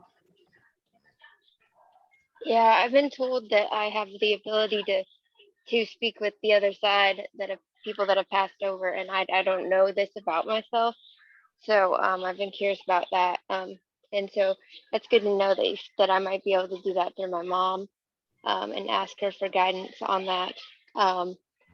Would I do that through like meditation or visualization, or is that something that I have to figure out for myself, the journey of what it would take to get to? I think the big thing is you have to be willing to let the information show up. And then you said you had questions you wish you could ask her. So I encourage you to ask those questions and to say that you're open to hear the answers and allow them to appear for you. Yeah, I'm totally not surprised that Susy raised her hand. I figured she might. Yeah, so Susy, yeah, it's great. So Susy, let's have Susy just jump in and say some things there. But yeah, go ahead, Susy. Okay. It's going to be repeating what you said, Laureli. Say yes. That's the way I learned mediumship, is to say yes, and then set the boundaries, because otherwise you're going to have this whole stampede of souls who want to come through and say, no, you're willing to hear us. So primarily you're opening up to your mother, and as you work with her, and I thought I'd recommend using your tarot cards to ask her questions and get those answers. And you will ultimately be able to step beyond having that focal point, that external focal point. And frequently, I'm sure people will see me do this on the meetings here, is like a question is asked, and I tend to look off and I'll tune in and I'll ask, and then I hear, and then I trust what I get. Some days I feel like I'm so off base, but when you start to trust what you hear and not try to manipulate it or to shift it so that it works along with what your reality may be in the moment, you just say it, you're going to develop your accuracy on it. And I do agree with Laureli. I think mediumship is definitely a possibility for you. Yeah, saying yes. I go driving around here, and we've got the river road by us here in Everett. And so I've been talking to all kinds of souls and helping them cross over. And I feel that's a part of your journey, is to not only talk to them, but to help them cross over to a place of peace. So there, that's what I got. And Valerie, yeah, go ahead if you want to say some of that. Oh, and again, I got prompted to say, and don't forget your tree. It's going to be a big resource for you to use your tree as you're helping people, whatever you're doing. It's a home for you to keep coming and aligning to. It can be a home base. And you said something in the chat about trust. I think it might be important to verbalize that too. Well, Susy said trust. And I wrote, yes, trust. Like I'll say, I'll listen to myself and say, oh, I'm supposed to go to this party tonight. And do I want to? And then I go, what comes up first? Yes, no, maybe. Like I get a subtle, like, oh, do I want toast? Like I'll ask all these questions and I'll see what the subtle nudge is. And then I'll follow it. And it's developing that trust. And the more I trust, the more I get used to it, the more I hear it, the more I feel it, but also the more everything will speak to me because they know I'm listening. So it all grows. So that trust, like Susy said, ask, listen, and then trust. And it's a muscle. You'll be developing that muscle more and more. And Henry. Oh, yeah. So I pulled another card here, for you, and I think it speaks for itself. Hmm. The Rose of Life. So like in the Wade Smith deck, it corresponds to the world. And so I feel like you're in this gap. Does that make sense? Like Mhm. where you are no longer who you used to be, and you haven't fully been yet stepped into who you're going to be. Mhm. And but see, a lot of us are in the gap. Like a lot of times when people come to a panel, they're in a gap. But I think for you, what will help is like what I see in this deck, why I call it the Rose of Life, is because it's like everything is here. In this gap, this is a gap of pure possibility. All the good things are right here. And so rather than, like, this is not an empty gap, it's a gap filled with everything you can imagine. And so it's like, you know, look, like which of the things on the card, like, is it community, is it magic, is it transformation, is it soul growth, like helping people grow their souls, is it gardening, like putting seeds into people, is it like creating uplift for people? So it's like all these different possibilities. Is it a spiritual thing? Like this is what the water represents, sort of like the spiritual substrate of life. Is this what we want to invite people into? So it's really and any other number of other things that are not even on my card. So it's really it's about seeing this moment as just pregnant with possibility. Mhm. Mhm. Mhm. Awesome. Great. Well, thank you so much, Brittany. I hope you feel fulfilled. by- Yeah, thank you. I do. I really appreciate it. Ready's insight. Great. All right, we've got one more question. Patrick, you want to turn on your, oh, great, there you are. Hi. Hello, Hi. can you hear me okay? Yes. Okay, here's my question. I'm a musician and a songwriter as a hobby, and I have various projects and things going on at the moment, and I'm finding my way as I navigate through it, trying to make the best decisions. And so I'm seeking your insight or messages that might help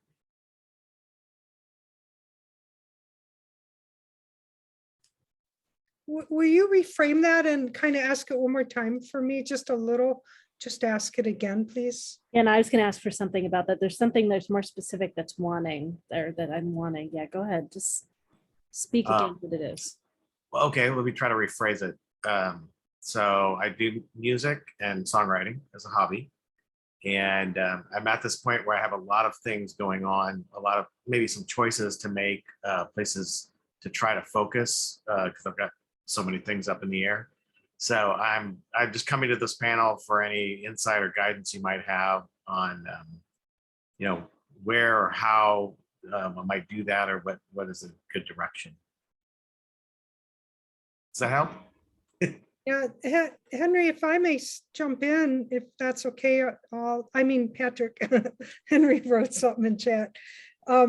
And I just want to say one thing, and it sounds like a grammar cop, but our languaging, we can use our words, language is almost a cheat. Lisa's been putting in the chat about being so psychic. She felt like she was cheating in school. But we have like hacks, life hacks and cheats. And one of them, it was what grabbed me in your question. It interested me that you said the word try. I try to focus. And the word try means that you don't expect to succeed, but you can say, well, I tried. It's kind of almost a, not to be derogatory, but almost a wimpy energy. It doesn't have a direction. It's saying, well, I keep trying to quit smoking, but that means you have no commitment and you never expect to succeed. So if you were to just throw that word away and then each thing say, do I want to work on this or not? And then this honesty will come in and you'll think, oh, you know what? I really don't. I don't want to focus right now. I want to have every ingredient in my soup pot right now. And it might taste awful. So I might have to figure out what has to be cut out of there. But that would be, and I just said the word but. So another life hack is to say the word and instead of but. So you would say, instead of I try to focus, you can say, I have a hard time focusing and I'm drawn here. Am I drawn here? Oh, I thought I was. Psh, I don't think I am. I was fooling myself because my language kept me from myself. Does that make sense? Yes. Yeah. So that's my first thing to share. Thank you. Yeah. Thanks, Valerie. Henry, and then Susie. Susie, do you want to go first? No? It doesn't matter. Do you want to throw dice for it? Whatever. It's okay. Whatever you want. All right. Okay. I just had the sense like you had something you really wanted to get it out now, but now you don't look like you do. So now you're like, well, whatever. Okay. All right. So, Patrick, the card that I drew is agency. So I'm going to share that card with you so you can look at it. So in the regular Wade Smith deck, this is a figure of the higher power with a lion, and the lion is gentled and laying in her lap. And the lion is the ego. And so, and it's called strength, because there is an idea that when you overcome your ego, that's when you become actually strong. Because weakness is, well, metaphorically speaking, weakness, because is there such a thing as weakness? Weakness is the when the ego runs the show. So I think we're talking about ego here. And so I'm like, well, you know, the ego is a fantastic, amazing thing. It's what drives us. Without the drive, we would just be this euphoric ocean of nothing, you know, of just like that. And so I like to have the lioness as the ego be center stage and be honored. So what happens though is that the ego oftentimes does jobs that it's not good at. So I think that might be something you want to look at. Finding, like I say often, finding the rightful place for your ego, because one of two things can happen, right? Either that you go nuts with your ego, well, maybe not go nuts, but that you go like, my ego is running the show, or that you go, I don't want that, and then you suppress your vitality and you suppress your decisiveness and you suppress your vision, because that is what the ego is, like a propellant, like, right? It's like helps, like vision is your creativity, is your maybe your higher self, your divine self, but it needs a propellant, because even the greatest vision, do we really need it? Isn't life already completely amazingly full of everything? So you need that propellant of the ego going up. But my voice, like the thing for me to say, that's the thing I want to bring out. And so you don't want to suppress it, you want to honor it. And that's why I have the flowers here for the lioness, and also recognizing that it like up here I have the meteors, right? And so we can say like, oh, the meteorites, they're like so destructive, like we have these huge craters, but it also brings life. So the question is, what are you doing with your ego? Are you honoring it, and are you negotiating with it so that it has its rightful place? Right. Right? Because I'm glad you said that, because if you can't give it its rightful place, it's just, do I fit here? Do I fit there? Is this the thing I'm supposed to be doing? And this translates into how that shows up is as a bunch of mischief. And the mischief can make you annoying. It also can make you draw back and hold back. So like, we don't think that people who are shy or who are reticent or who are holding back, that they're egoic, because this is not how we usually relate to ego. But it actually is the ego that goes, oh, you know, hold back, because you never know if you step out there, what might happen. It's the ego too. It's the ego as much as like, let me be first. So that's what I have for you. Thank is you. Working with your ego. Love on it, give it its rightful place. It will tell you, you just ask it, what do you really need? Thank you. Susie. Hey, Patrick. Hello. When you started talking, you said you had all these things you wanted to do. And what came to mind? I know Henry put it as egoic, and I'm like, well, for me, it just came through as Marie Kondo, that stuff.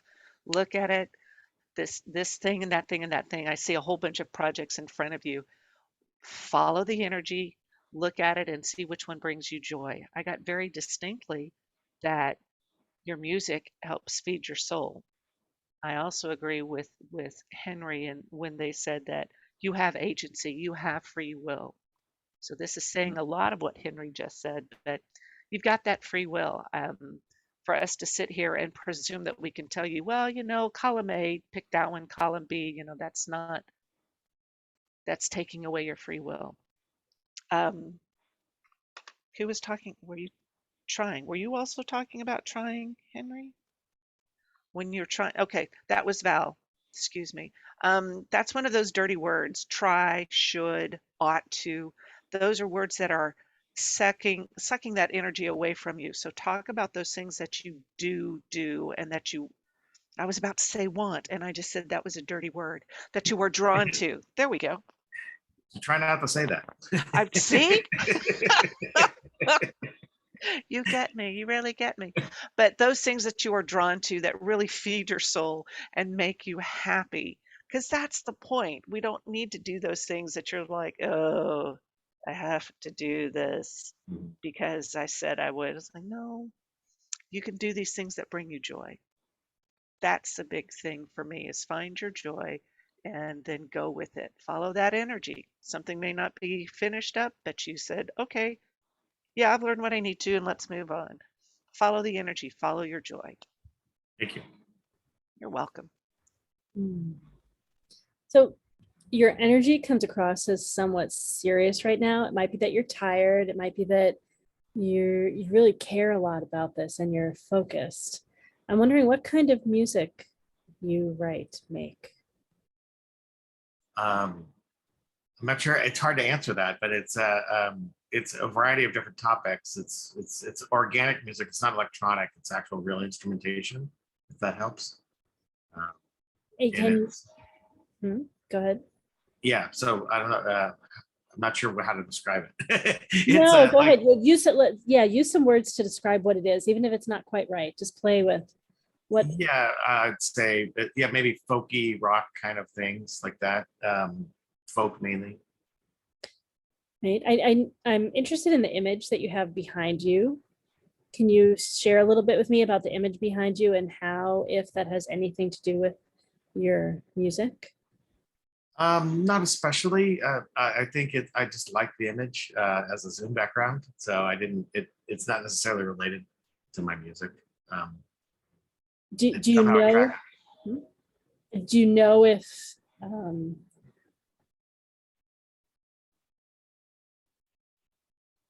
It just feels like I wonder if there's some way that you're like you're attempting to make your music happen in a direction that's not the direction that, like, there are different parts of you and there's a way that your music could get combined with some other part of you that you're not letting happen yet. Do you have any sense of what that might be as I say that? Yeah, I mean, I think I understand what you might be saying. Like sometimes I write music that seems like it's delivered to me, and I'm just writing it out. And then other times it's like a craft where I have an assignment and I'm doing something for a particular purpose. So when you're saying that, perhaps you're referring to the ones that are delivered to me, probably over, a separate endeavor than the ones that I'm doing, like the working craft. Yeah, and I've known Valerie a long time too, so I know, and Valerie teaches writing, so I'm familiar with just lots of different exercises. I'm familiar with you giving that.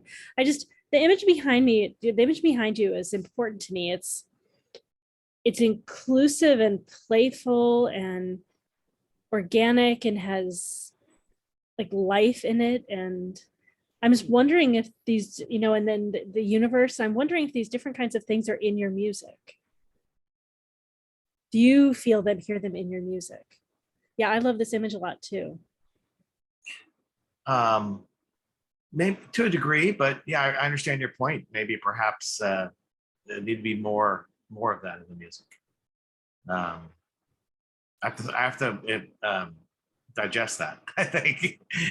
Yeah, and that's why I play particularly with like the seriousness. It just, there are moments where I see your playfulness show up, and I just wonder if there's something about your music that you're holding in a more serious way, and if you can loosen that up and let some form of more playfulness. I feel excited hearing that you're channeling some of the music. It just seems like there's something like this of an openness and a flow, and that will open things more.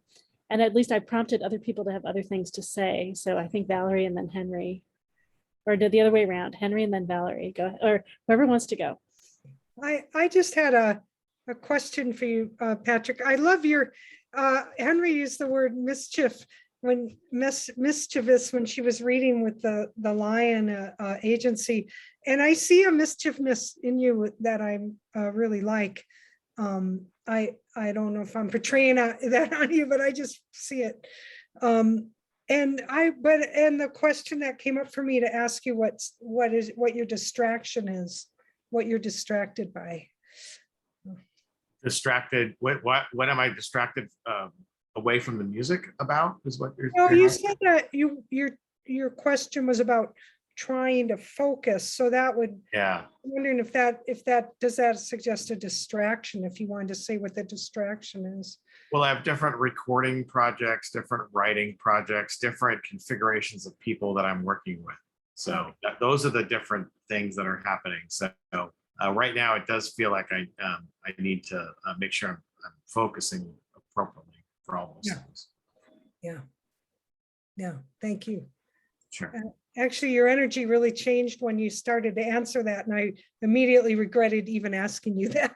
Oh, that's fine.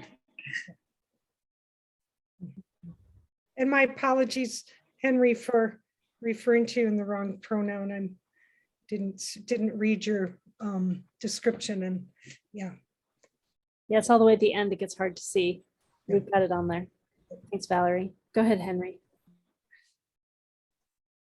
Thank you, Valerie, for being kind about it. I'm trying to teach myself to say something, but because I don't want to make people feel bad. So I can do it in a loving way. So Patrick, I could say so much, like my ego is working overtime because I'm a musician, singer, songwriter, play the guitar, blah, blah, blah, blah, blah. Bands, all that, records, all that.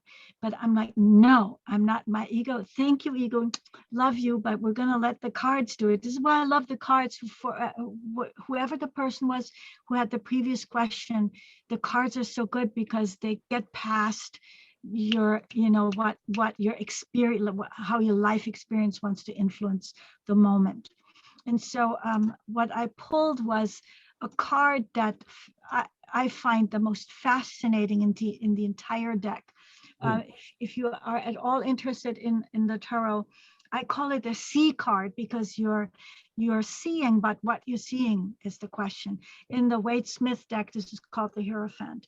And the way I understand this card is that it's kind of two-faced. If you got to really look up close, there's actually two different faces here that are superimposed on top of each other in this card. I don't know if that comes across in the digital world.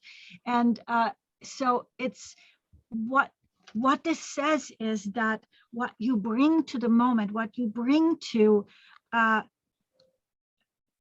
you ask the question and how you listen. So not just, so how you see, how you be with whatever's going on with you in the music, how you're being with is not that it's two-faced, but what would it be? What would be, I'm going to stop sharing now.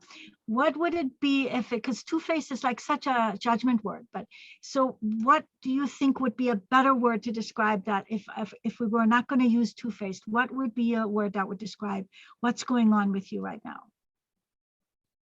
with the music? I'm not sure how to answer that question. I'm sorry. I'm not sure where you're headed with that description. Yeah.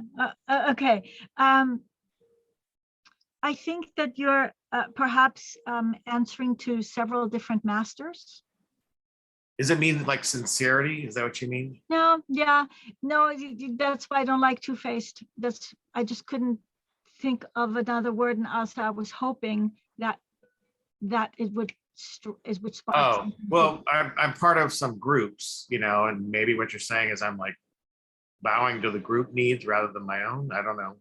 Well, yeah, that can be a thing where you probably like the sense I get is that you know too much, and that it influences you away from what's authentic for you. And when that happens, your seeing gets impaired because you're seeing too much of what's been established and not enough of what you haven't even yet imagined. Let's see. Okay, thank you. That clarifies it. All right. Anything else for Patrick? Thank Right. you. Thank you so much, Patrick.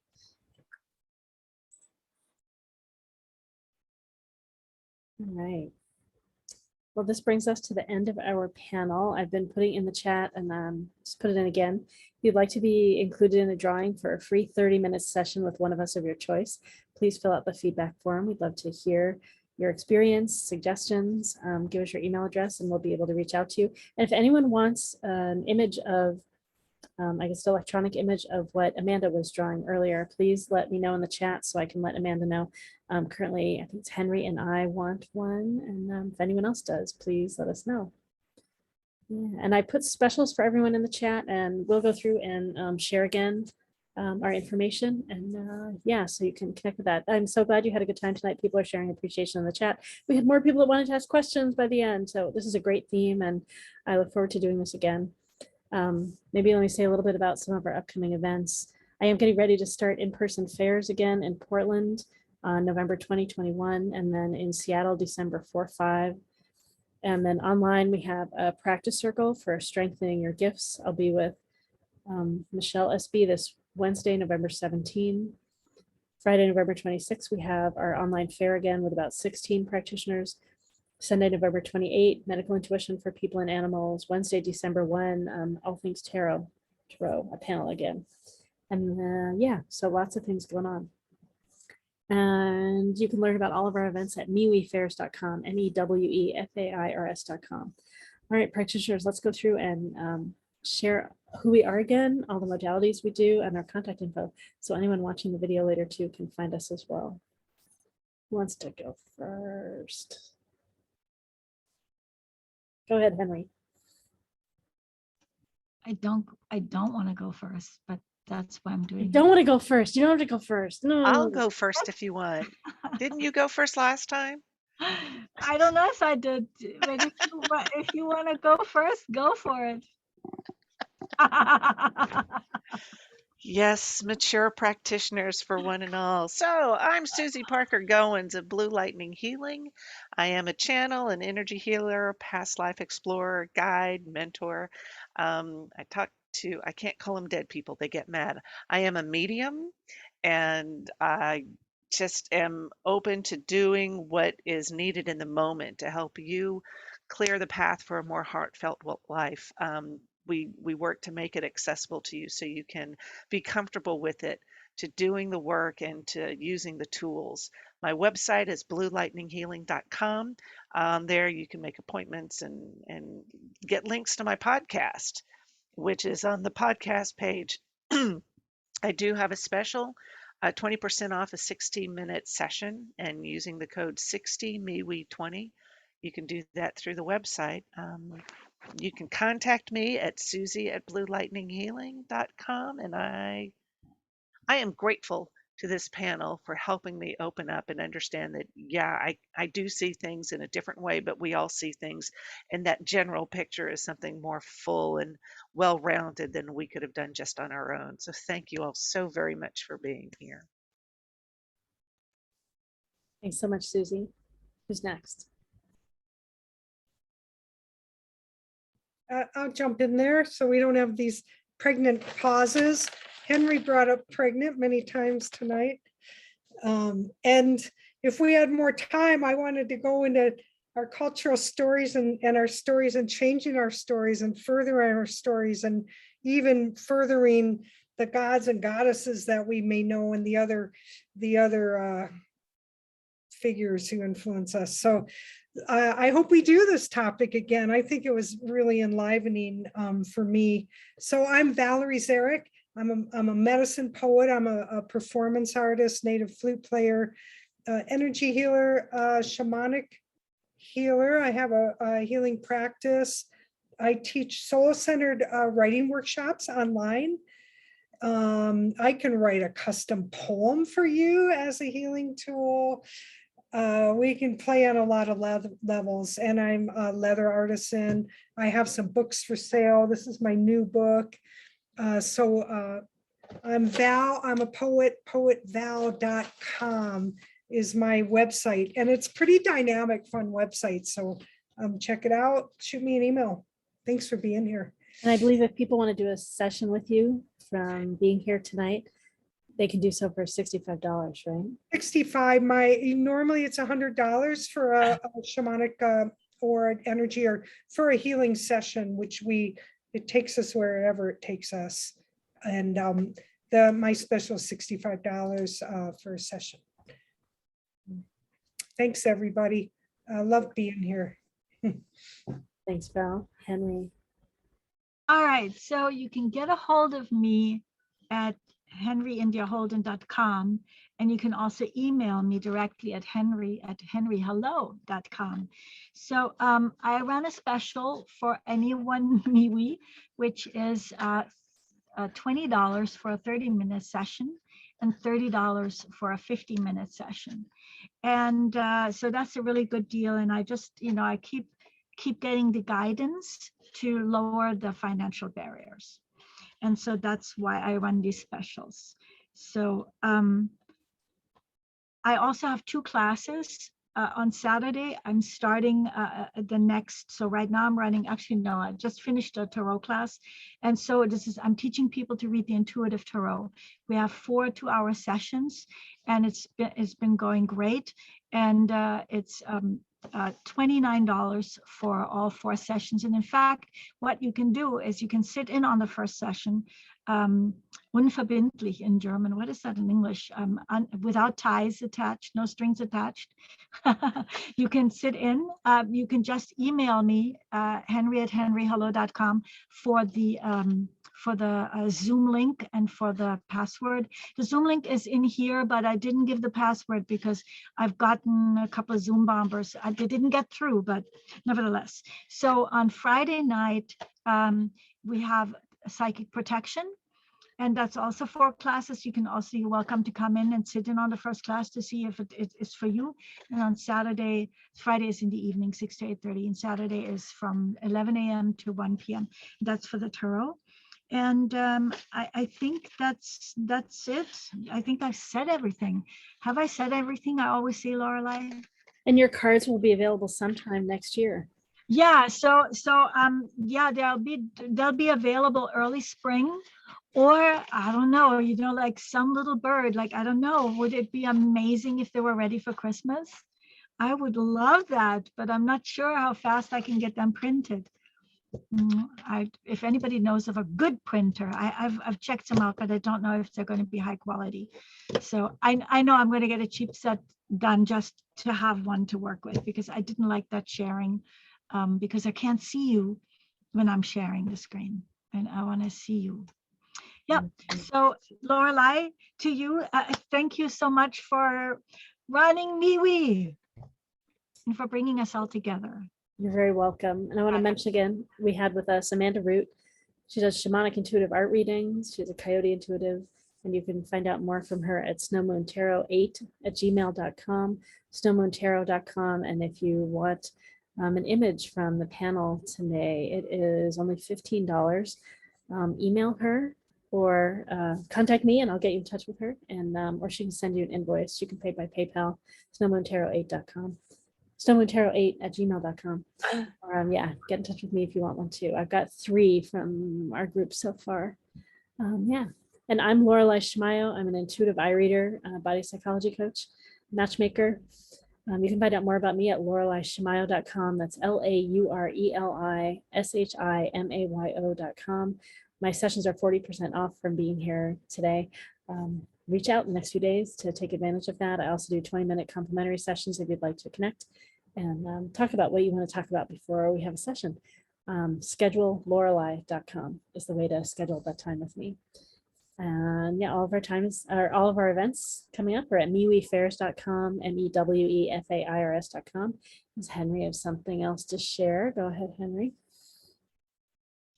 Yeah, I had a feeling there was one thing I was missing. So if you go to my henryindiaholden.com and you go to rates and appointments, you can set up a 30-minute free conversation where you can just find out if you want to work with me.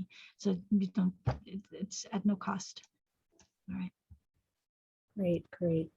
Well, thank you so much for being here, practitioners, and for everyone everyone asking questions. It so supports us to be able to continue to do these events. Yeah, it's a great theme, and I like the idea of something about our stories too. May have the same, related or the same theme again. But yeah, thank you, everyone. Great fun doing this all together.